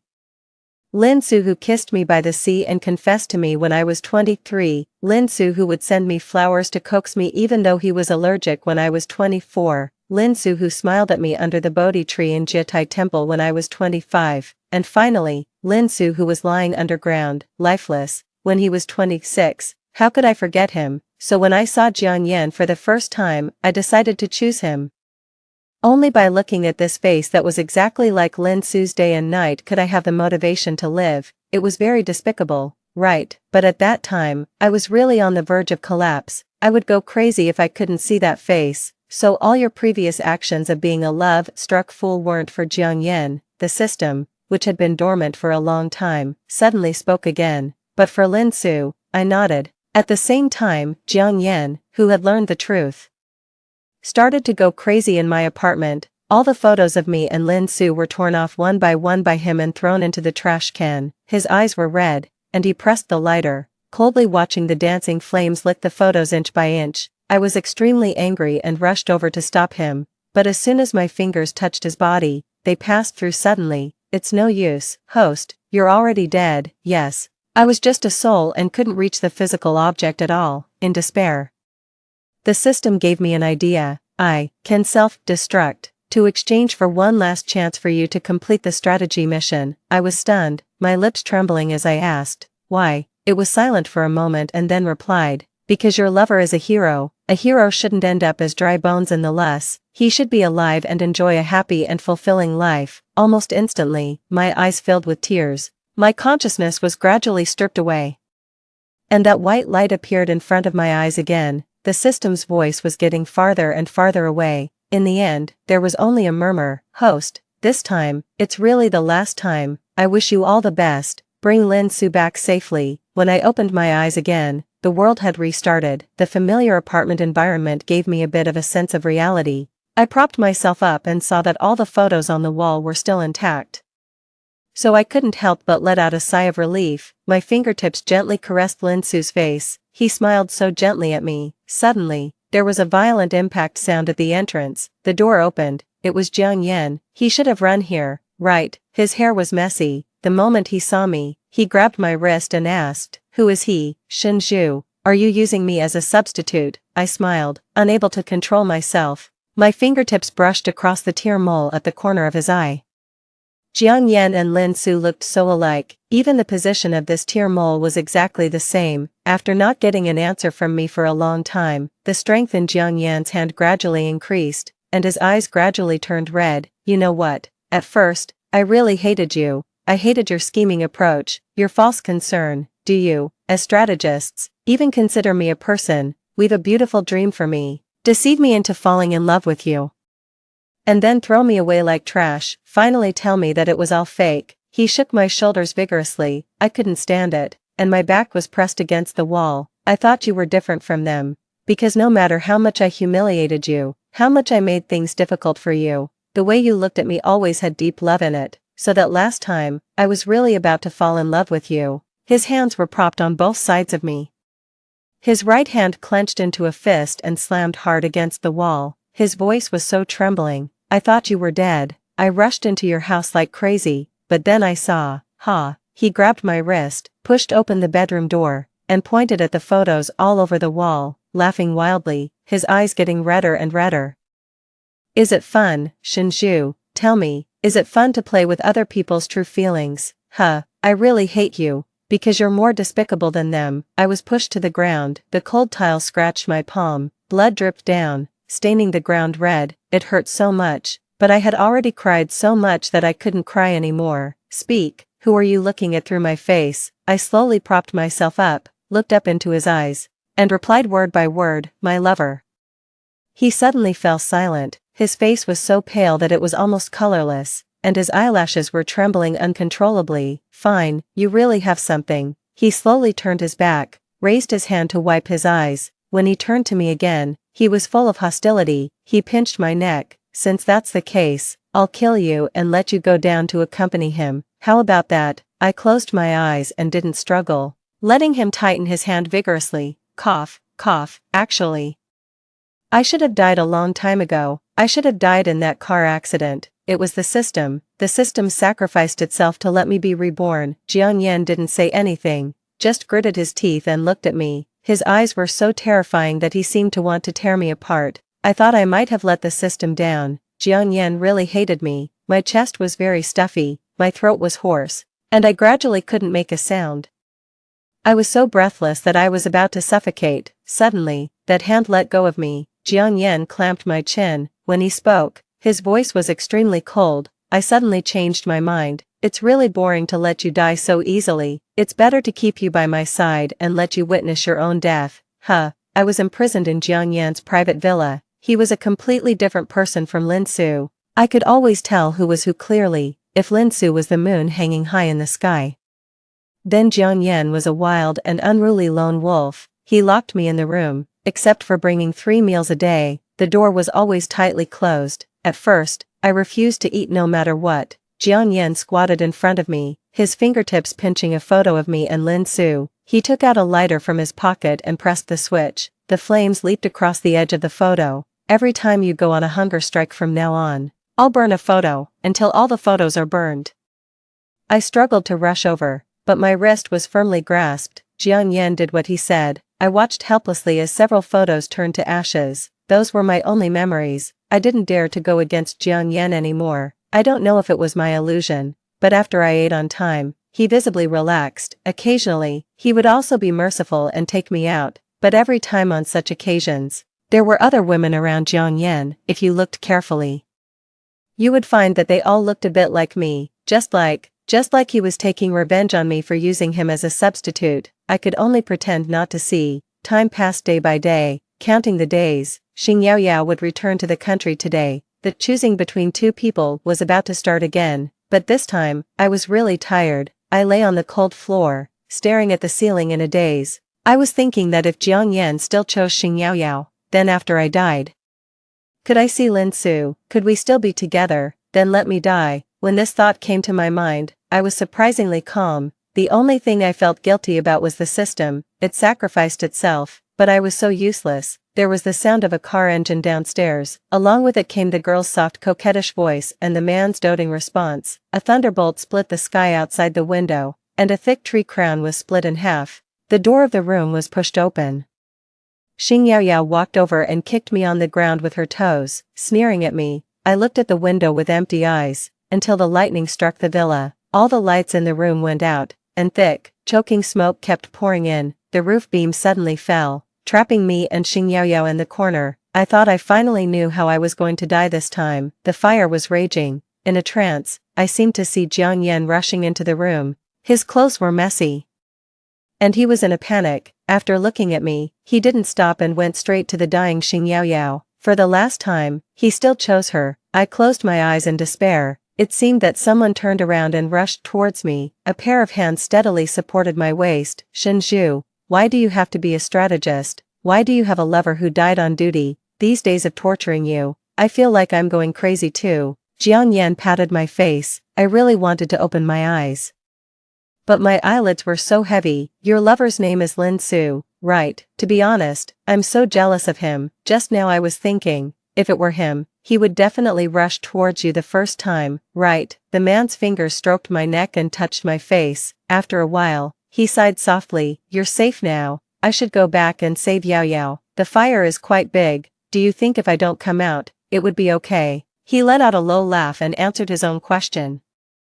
That would be fine too. By the way, will you miss me like you miss him? Alas, it doesn't matter. I seemed to smell the smell of the wind, the smell of freedom. There was a warm touch on my lips. It was as light as a dragonfly skimming the water. At the very end, he said, be happy, Xiaozhu. I slowly opened my eyes and looked at the villa not far away. The raging fire was devouring it. Ding. A mechanical electronic sound rang in my ear. Congratulations, host. The strategy mission is successful. The mission reward is being exchanged. When I saw Lin Su standing in front of me alive, I pinched my thigh hard. He took my wrist, turned his head, and looked at me with a smile. Xiaozhu, I'm back. I stood there stupidly, my legs weak, not even daring to blink. I was really scared that the Lin Su in front of me was an illusion. He looked at me quietly, with a gentle pull. He hugged me into his arms. My eyes were hot and wet, and I hugged him back tightly. I cried and babbled to him about everything that had happened during this period, about how the system found me when I committed suicide after his death, about the 3 failed strategy missions and the sacrifice of the system, about my entanglement with Jiang Yan. He listened very carefully, extremely carefully. After I finished, I looked up at him with red eyes. He gently rubbed my head. Our Xiaozhu, you really worked hard for me that night. Lin Su bought 2 plane tickets to Suzhou. He said he owed me a complete trip and wanted to make it up to me. This bastard tossed me around all night. The next morning at 5 o'clock, he even dragged me to climb the mountain to watch the sunrise. I was so sleepy that I could hardly keep my eyes open. I saw a strip of fish, belly white, emerging along the horizon, a red sun hanging in the blue sky, and the sunlight dyed the clouds rose-colored. I leaned on Lin Su, staring at the tear mole at the corner of his eye. He noticed my gaze and raised his eyebrows at me. He asked me, what's wrong? I said, people who watch the sunrise together will be together for a long, long time. It's a very silly thing to say, right? He also laughed and pinched the tip of my nose. Silly girl. I'll always be by your side. We walked down the mountain through the thin mist. When we reached Pingjiang, it started to drizzle. The boatman paddled his oar and shouted at me, it's raining. Do you want to take a whooping boat? I looked back at Lin Su. He was taking off his windbreaker, wanting to shield me from the rain. I shook my head at the boatman, took Lin Su's hand, and said, let's just walk. The rain was fine and gentle, like a veil, falling on our hair and shoulders. As we strolled along the ancient streets, the sound of raindrops on the eaves was like a soft melody. Lin Su's hand was warm, and I held it tightly, afraid that if I let go, this beautiful dream would shatter. We passed by a small tea house. The aroma of tea wafted out, mixed with the smell of rain. Lin Su pulled me in, and we sat by the window, watching the rain-washed world outside. The waiter brought 2 cups of biluakun. The green tea leaves unfurled in the hot water, giving off a fresh fragrance. Lin Su took a sip and then looked at me, his eyes full of tenderness. Xiaozhu, this trip, I want to make up for all the time we lost. I nodded, my eyes a little misty again. Lin Su, I'm so afraid that this is all a dream. I'm afraid that when I wake up, you'll be gone again. He reached out and wiped the teardrop from the corner of my eye, his voice soft but firm. It's not a dream, I'm right here. I'll never leave you again. After leaving the tea house, we continued to wander. We stopped in front of a small handicraft shop. There were all kinds of delicate handicrafts in the shop,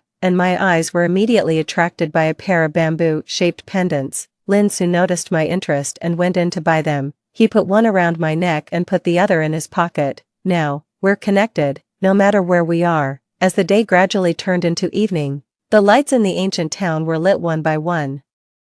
The warm yellow light reflected on the water, creating a dreamy scene. We found a small restaurant by the river and ordered some local specialties. While eating, Lin Su suddenly took out a small box from his pocket. My heart skipped a beat. He opened the box, and inside was a simple but elegant ring. Xiaozhu, I know I proposed to you before, but this time, I want to do it again. Will you marry me? Let me take care of you for the rest of our lives. Tears welled up in my eyes again.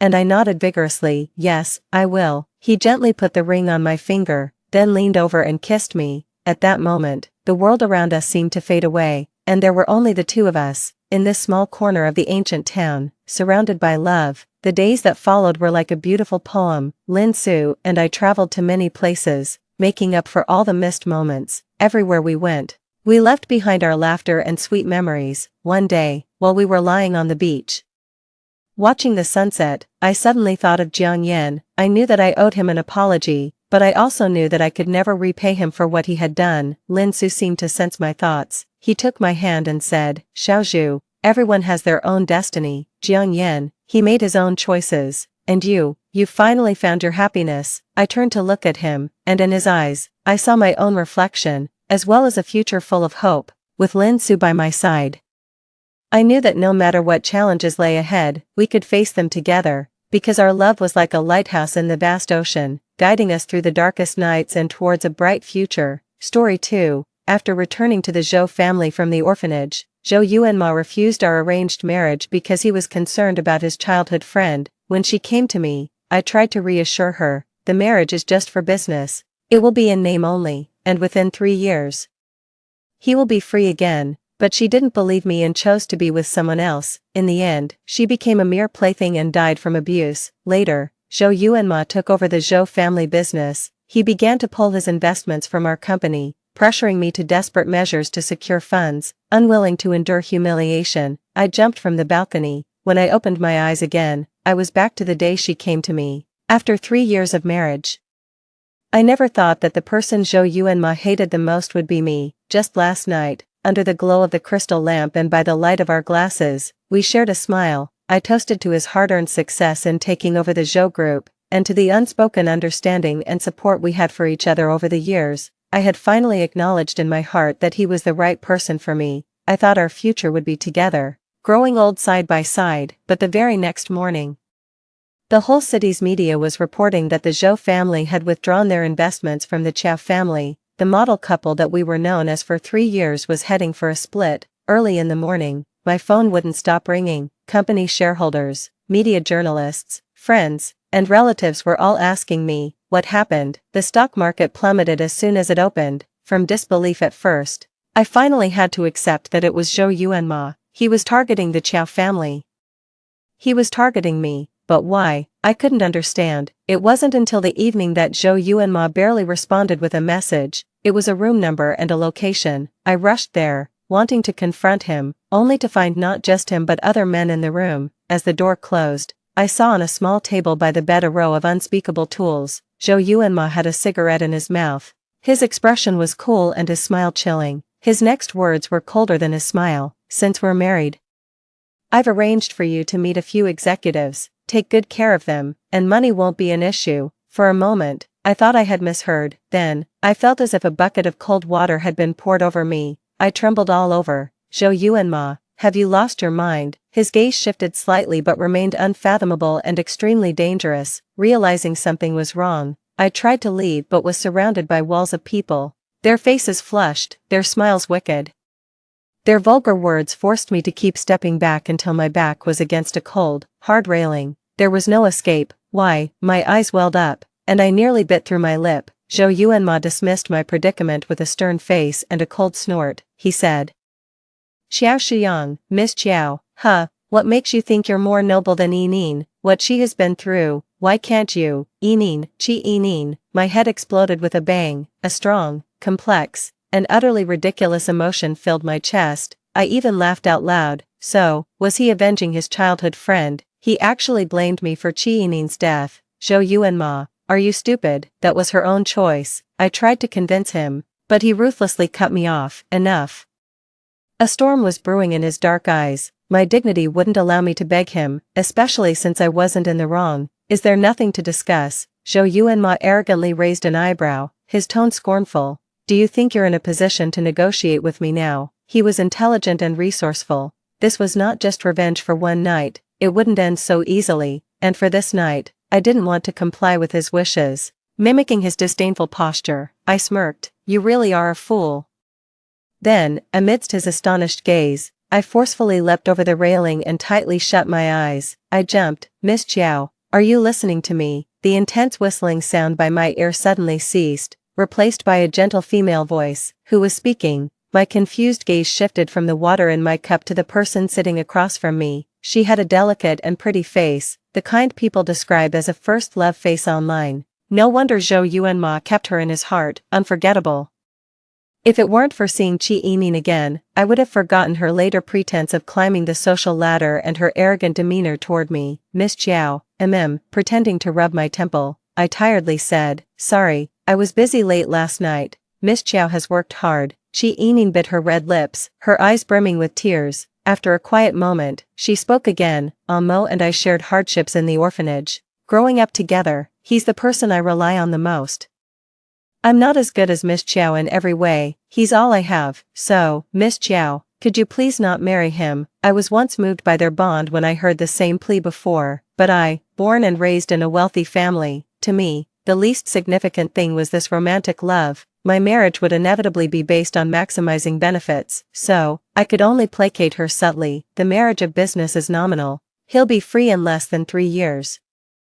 I never thought that Zhou Yuanma would choose the Zhou family over Qi Yining only temporarily, because he wanted power and profit, nor did I expect Qi Yining to distrust me, later frequently sparking rumors with prominent family heirs. She thought she was being welcomed by a prestigious family, but little did she know, she was merely being used as a plaything by others, falling into an abyss, and ultimately suffering a tragic death. I never expected that Zhou Yuanma had spent years lying low, harboring such hatred towards me. Perhaps it was divine intervention, but I was reborn. I didn't feel any pain at all. When I opened my eyes again, I found myself sitting here, digging my nails into my palm. I felt the real pain of flesh. Only then did I come back to my senses. Meeting Qi Yining's eager gaze, I slightly curved the corners of my lips. Okay. Qi Yining was astonished, seemingly in disbelief that I had agreed so straightforwardly, after her initial surprise. She thanked me repeatedly with tears in her eyes. Then, with trembling hands, she took out her phone to call Zhou Yuanma. I'm sorry, I didn't consult you before asking Miss Chiao out privately, but she just agreed not to engage in a marriage alliance with you. After she spoke, she quietly watched me, waiting for my response, and I, as if I didn't understand her hint, looked back innocently, until Zhou Yuanma's voice came through. Really, it's true, Qi Yining affirmed loudly. After speaking, she looked at me again. It's true, isn't it, Miss Chiao? Hearing Zhou Yuanma's voice for the first time in a while left my mind blank for a moment. This voice was about 80 to 90% similar to the past, yet I could discern a slight difference. Zhou Yuanma, he wasn't the one who was reborn, but then again, he wasn't the one who died. Miss Chiao, Qi Yining called me once more, and I then pretended to snap back to reality. The other end of the phone was still quiet.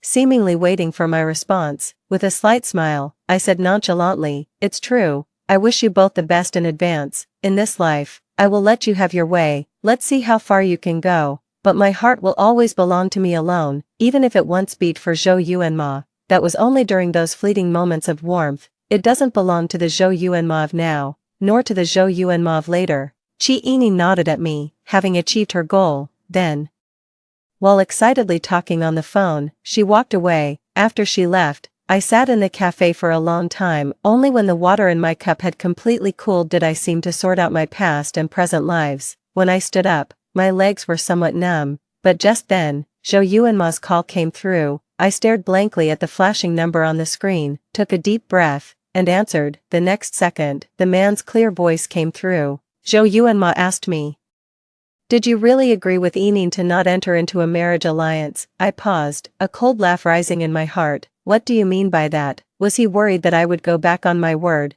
and was confirming it again? Zhou Yuanma was silent for a moment, then softened his tone. I didn't mean anything else, just that you were right before. The alliance is good for both families. Oh, I interrupted him. But it's not good for your childhood sweetheart. Are you willing to let her suffer?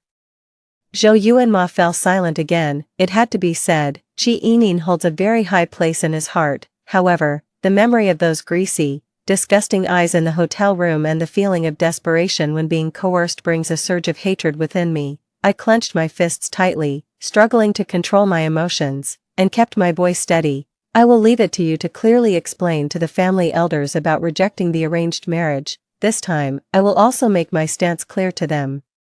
Hearing this, Zhou Yu and Ma seemed to be provoked. He said coldly, fine, then at next week's banquet, Yining will be my date. With that, the call was abruptly disconnected. He hung up the phone. Such an impulse of him could never be the deeply contemplative Zhou Yu and Ma that he would later become. If only I didn't know how much he would come to hate me later on. At this moment, I almost thought he was just angry with me. But then again, our relationship during this period was actually quite harmonious.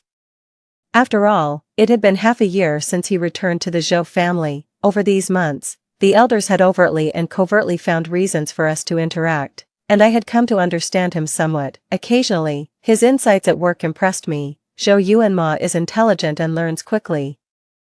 Despite growing up in an orphanage, he excelled academically and was highly capable. This is also why I was willing to enter into an arranged marriage with him. Before the start of the banquet, by coincidence, I ran into them at the entrance. Qi Yining, who had dressed up meticulously, looked even more charming. She greeted me from a distance while holding on to Zhou Yu and Ma's arm. Sister Qiao. Her girlish voice attracted many glances. Zhou Yu and Ma's grip tightened when he saw me.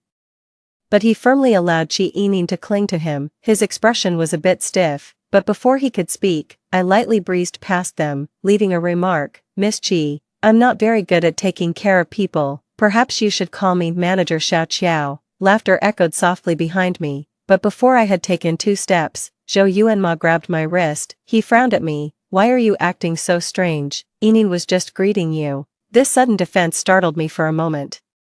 And the warmth on my wrist snapped me back to reality. His grip was tight, and I couldn't break free for a moment. Zhou Yu and Ma, I cooled my expression, and just in time, Qi Yining gently persuaded from the side, Amo, please let go of Miss Qiao. He seemed to take her words as gospel, so I stepped back to increase the distance between us. I was just speaking plainly, which word was strange. Also, we haven't known each other long, so don't act like you know me well. At this, Zhou Yu and Ma's face darkened completely, his lips pressed tightly together, and there seemed to be a hint of hurt in his eyes. I must be seeing things. What does he have to be hurt about? Not wanting to stay and become a topic of conversation, I headed into the hall first. As expected, the Zhou family's expression turned grim the moment they saw Qi Yining. I walked up to my father, who seemed ready to jump to his daughter's defense. Dad, why worry about someone else's son?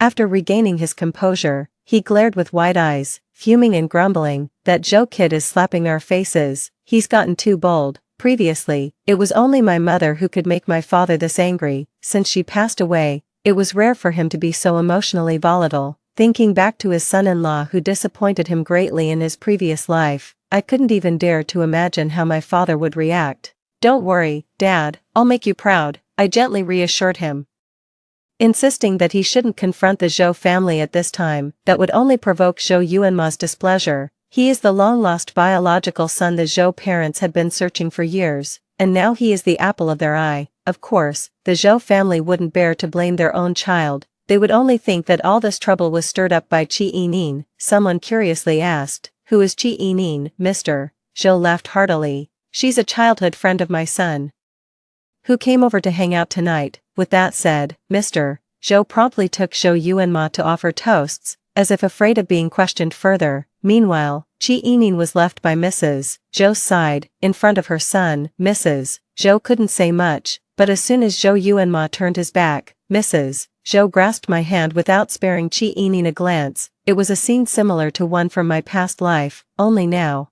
Qi Yining was also here behind me, greeting a few ladies jovially. Their ambiguous glances fell on me, teasing Mrs. Zhou. It looks like not only did you find your son, but you might soon have a new daughter-in-law as well. Hearing this, Mrs. Zhou's eyes and eyebrows lit up with a smile. I calmly withdrew my hand, letting the elders chat amongst themselves. I had decided to let Zhou Yu and Ma be the center of attention. I was in no rush, but some people just couldn't wait. Auntie Yu and Ma said he won't marry Miss Qiao, so how could I underestimate Qi Yining? She not only withstood countless ambiguous glances but also dared to disturb the lady's enjoyment publicly. Mrs. Zhou's face stiffened, wanting to ignore her, but Qi Yining spoke up again. Miss Chiao also promised that she wouldn't marry Yuan Ma. Right, Miss Chiao, the same tactic, if used repeatedly, might not work as well. I bit my lip, showing a bitter smile, instantly gaining several sympathetic glances. Mrs. Zhou patted my hand reassuringly, her voice commanding respect. Promised who?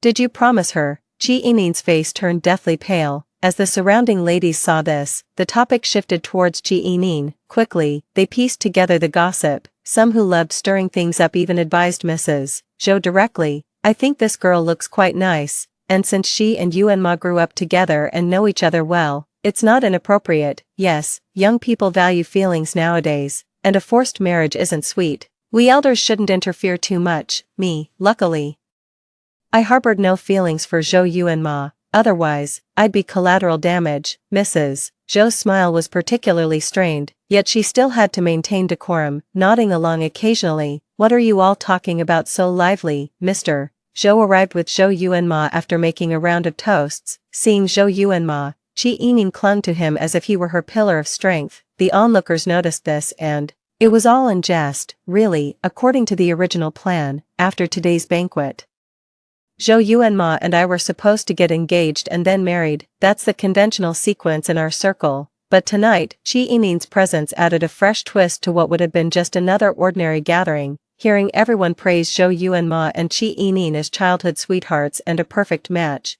Zhou's father's face darkened. Of course, my father wasn't looking too pleased either. Finally, as the banquet came to an end and the guests dispersed, my father could no longer hold back and confronted Zhou Yuan Ma. Do you really not want to get engaged to Yang Yang? Zhou Yuan Ma was unusually silent. I thought he would readily admit it. Where was the man who had been dead set against this arranged marriage? What happened? Did he taste the sweetness of collaborating with the Chiao family? He looked at me, but I indifferently turned my face away. It was then that Zhou Yuan Ma slowly began, Uncle Chiao, I just need a bit more time. Oh.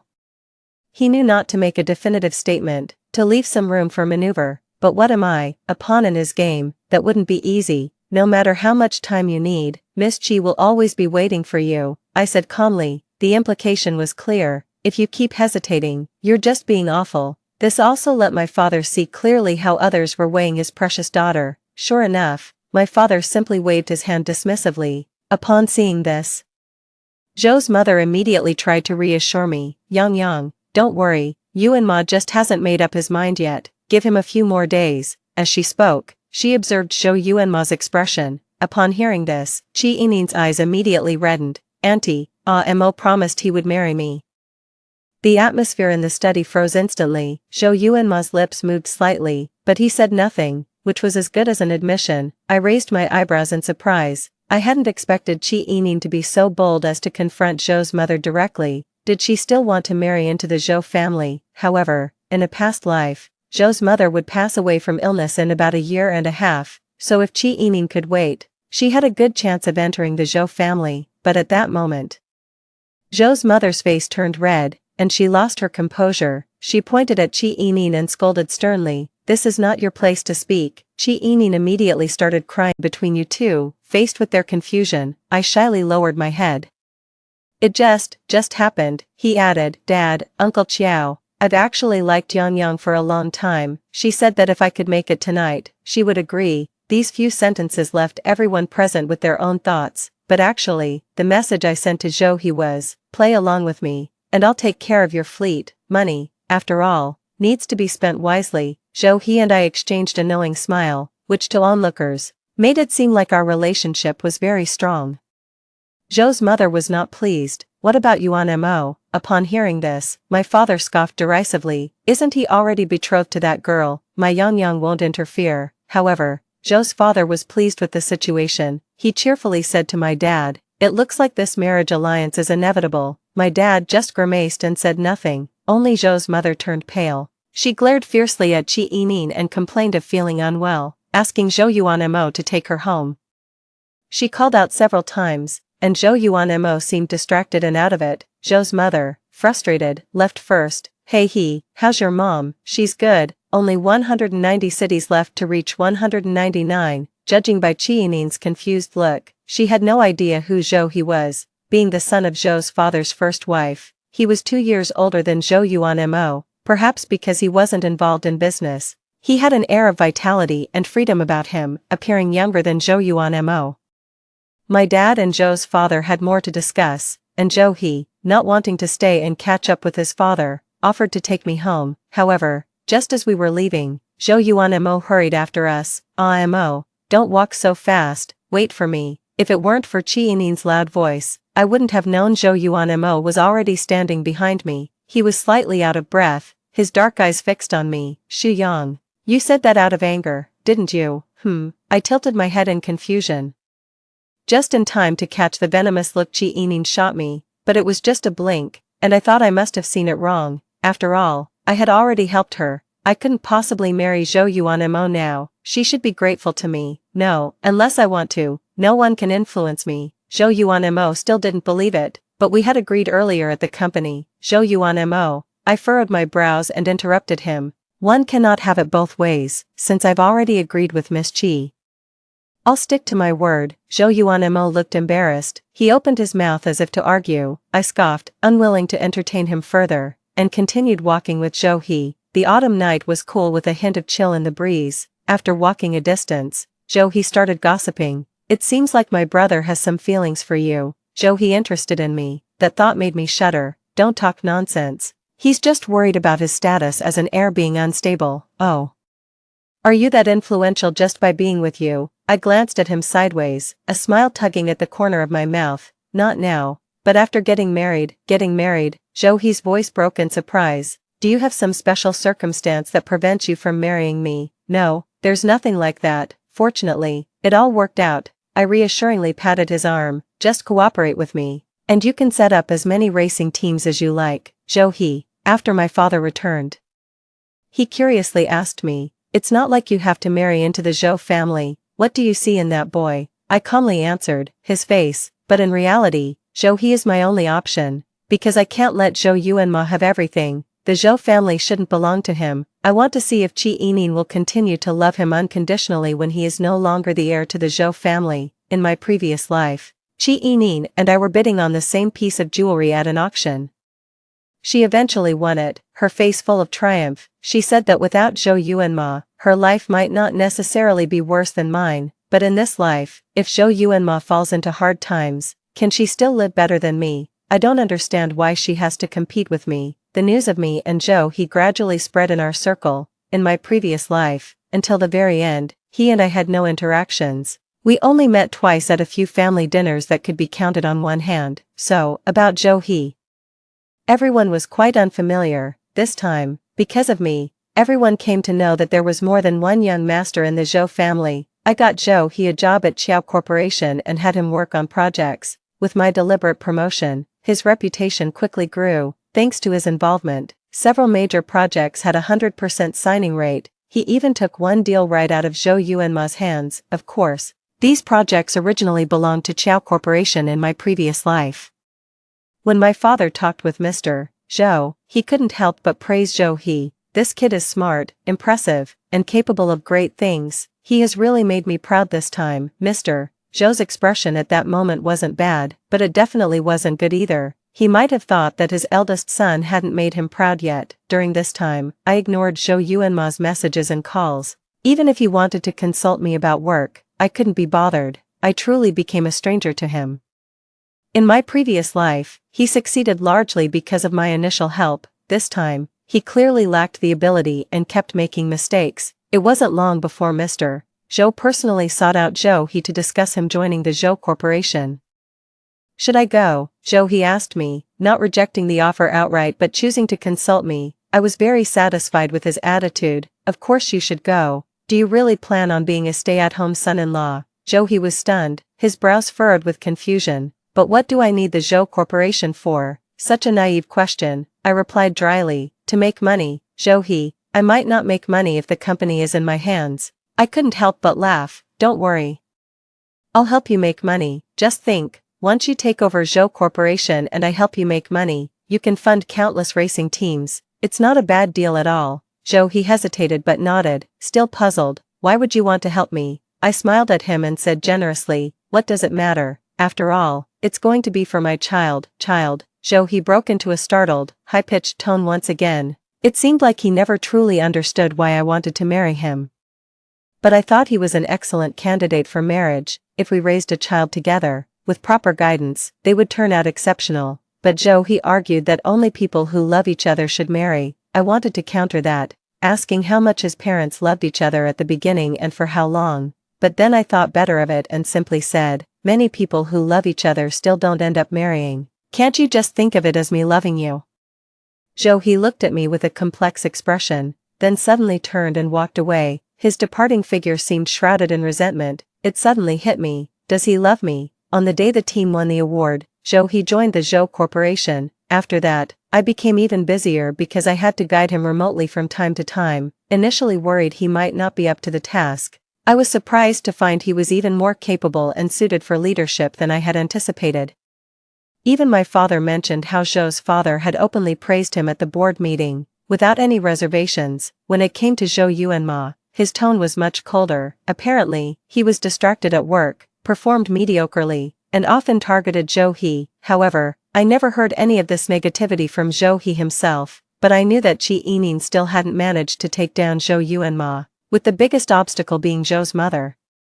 I anonymously contacted a journalist to give Chi Yining a tip, and she fell for it quickly. The day she was supposed to review plans with Mr. Yamamoto, Joe Yuanma was absent. He was currently scrambling out of a hotel with Chi Yining, avoiding the media's cameras and interviews. The headlines were sensational. Joe's second son and girlfriend soon to wed. Joe's son and girlfriend spend 20 wild hours in a hotel, as their photos were exposed.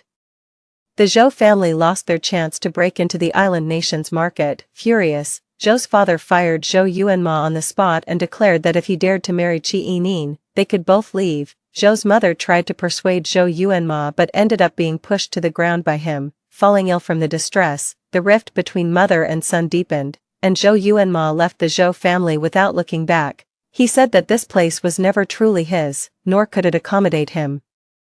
Perhaps Zhou Yuanma could accept starting from scratch, but Chi Yining might not. Her decision to expose the scandal and stir things up was a desperate attempt to be acknowledged by the Zhou family. Little did she know, she was ending her own dream. But after the fact, Chi Yining must have realized this was no coincidence. From the moment Zhou He stepped into the Zhou Corporation, the rumors of a power struggle between the Zhou sons never ceased. Now, it was clear that Zhou He had won.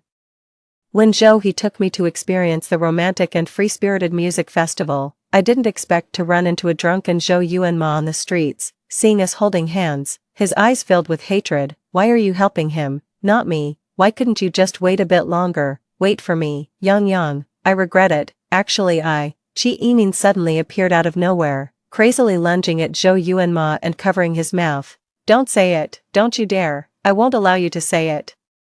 You told me you only liked me, you said you'd marry me when we grew up, how could you change like this? As I watched you shoving and pushing, the two of us tangled together, I furrowed my brow. Unintentionally, a pair of warm hands covered my eyes. Come, turn around, I'll take you away. Instinctively, I smiled and handed myself over to the person beside me. Without looking back, I failed to notice those sinister eyes.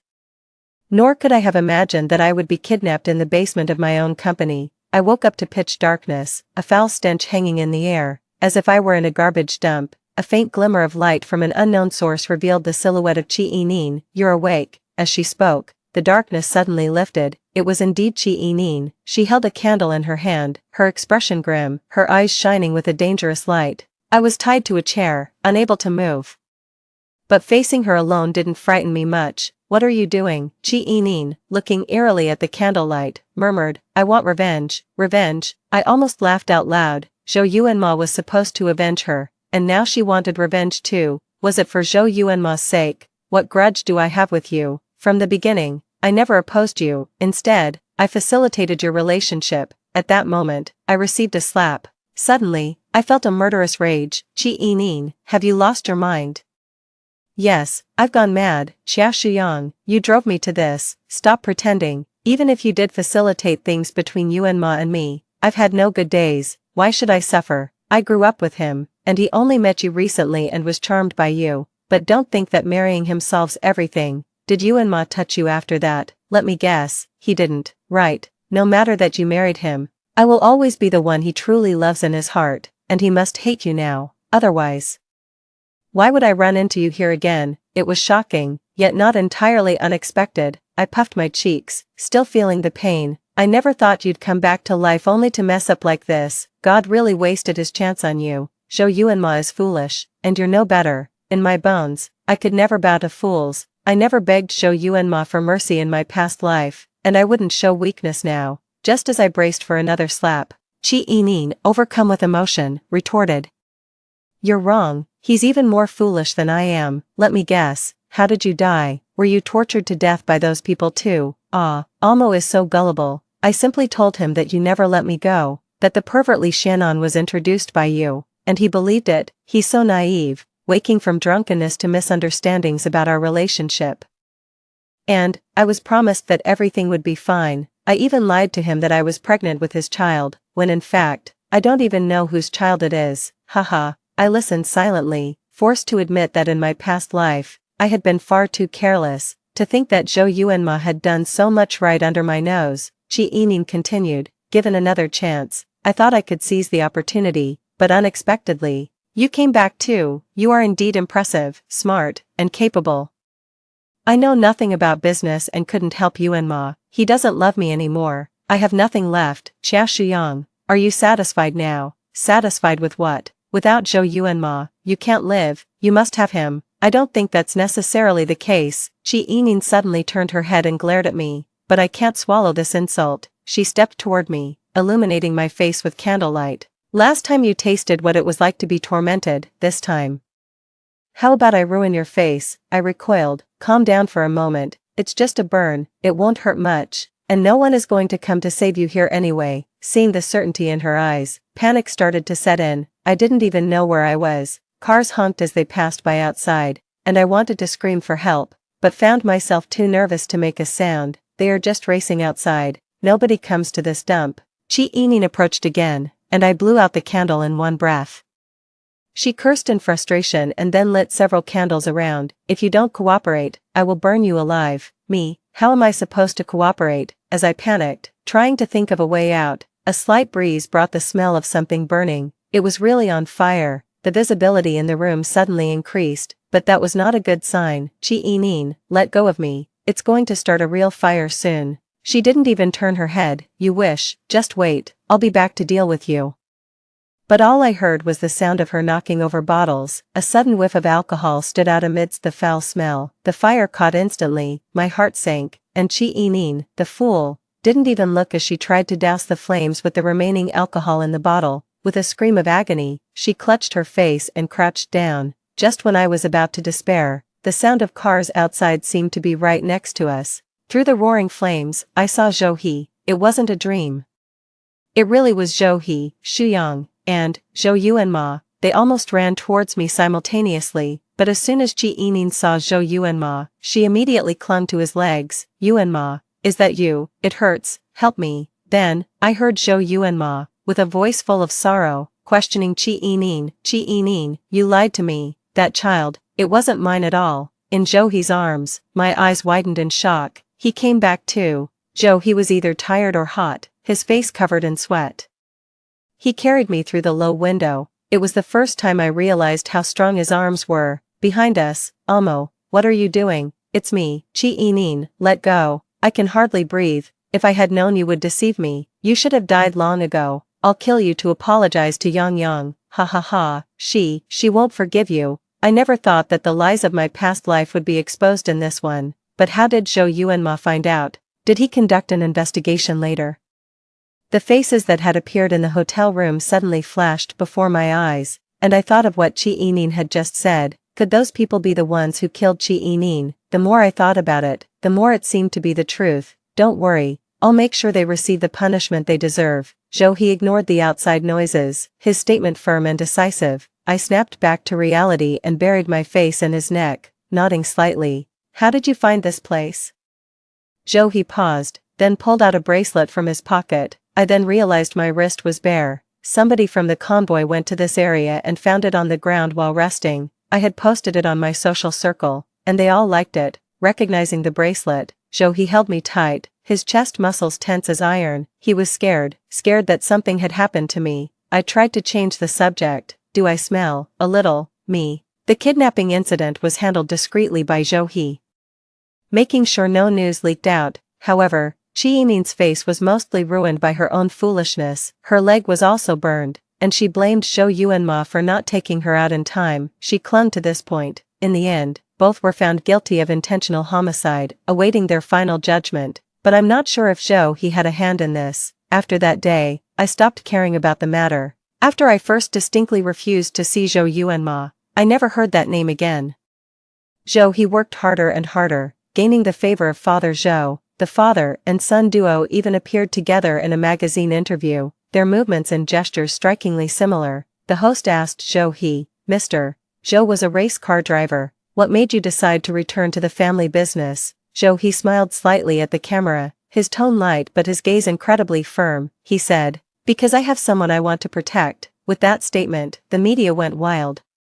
Everyone said that Zhou He gave up his racing dream for me. Even Father Zhou continuously boasted that I was the lucky star of the Zhou family, otherwise he wouldn't have discovered such an excellent successor. Most of the time, I just smiled without saying anything. In my heart, I disagreed. For me, he initially did it for the money. Our wedding was set in romantic April. On the wedding day, my mother-in-law, whom I had only seen on a phone screen, exceptionally paused her city sightseeing plans. Together with Father Zhou, they attended our toast ceremony. She later told me, "I always felt that Ahe was like me, impatient with his father's circuitous business ways, but now, he's becoming more and more like his father." I thought she was expressing regret, melancholy, but she changed her tone, continuing to marvel. "Isn't it amazing? Could this be the power of love?" My face warmed, and as I turned, I met a pair of focused and burning dark eyes. The power of love, yeah, I guess it must be.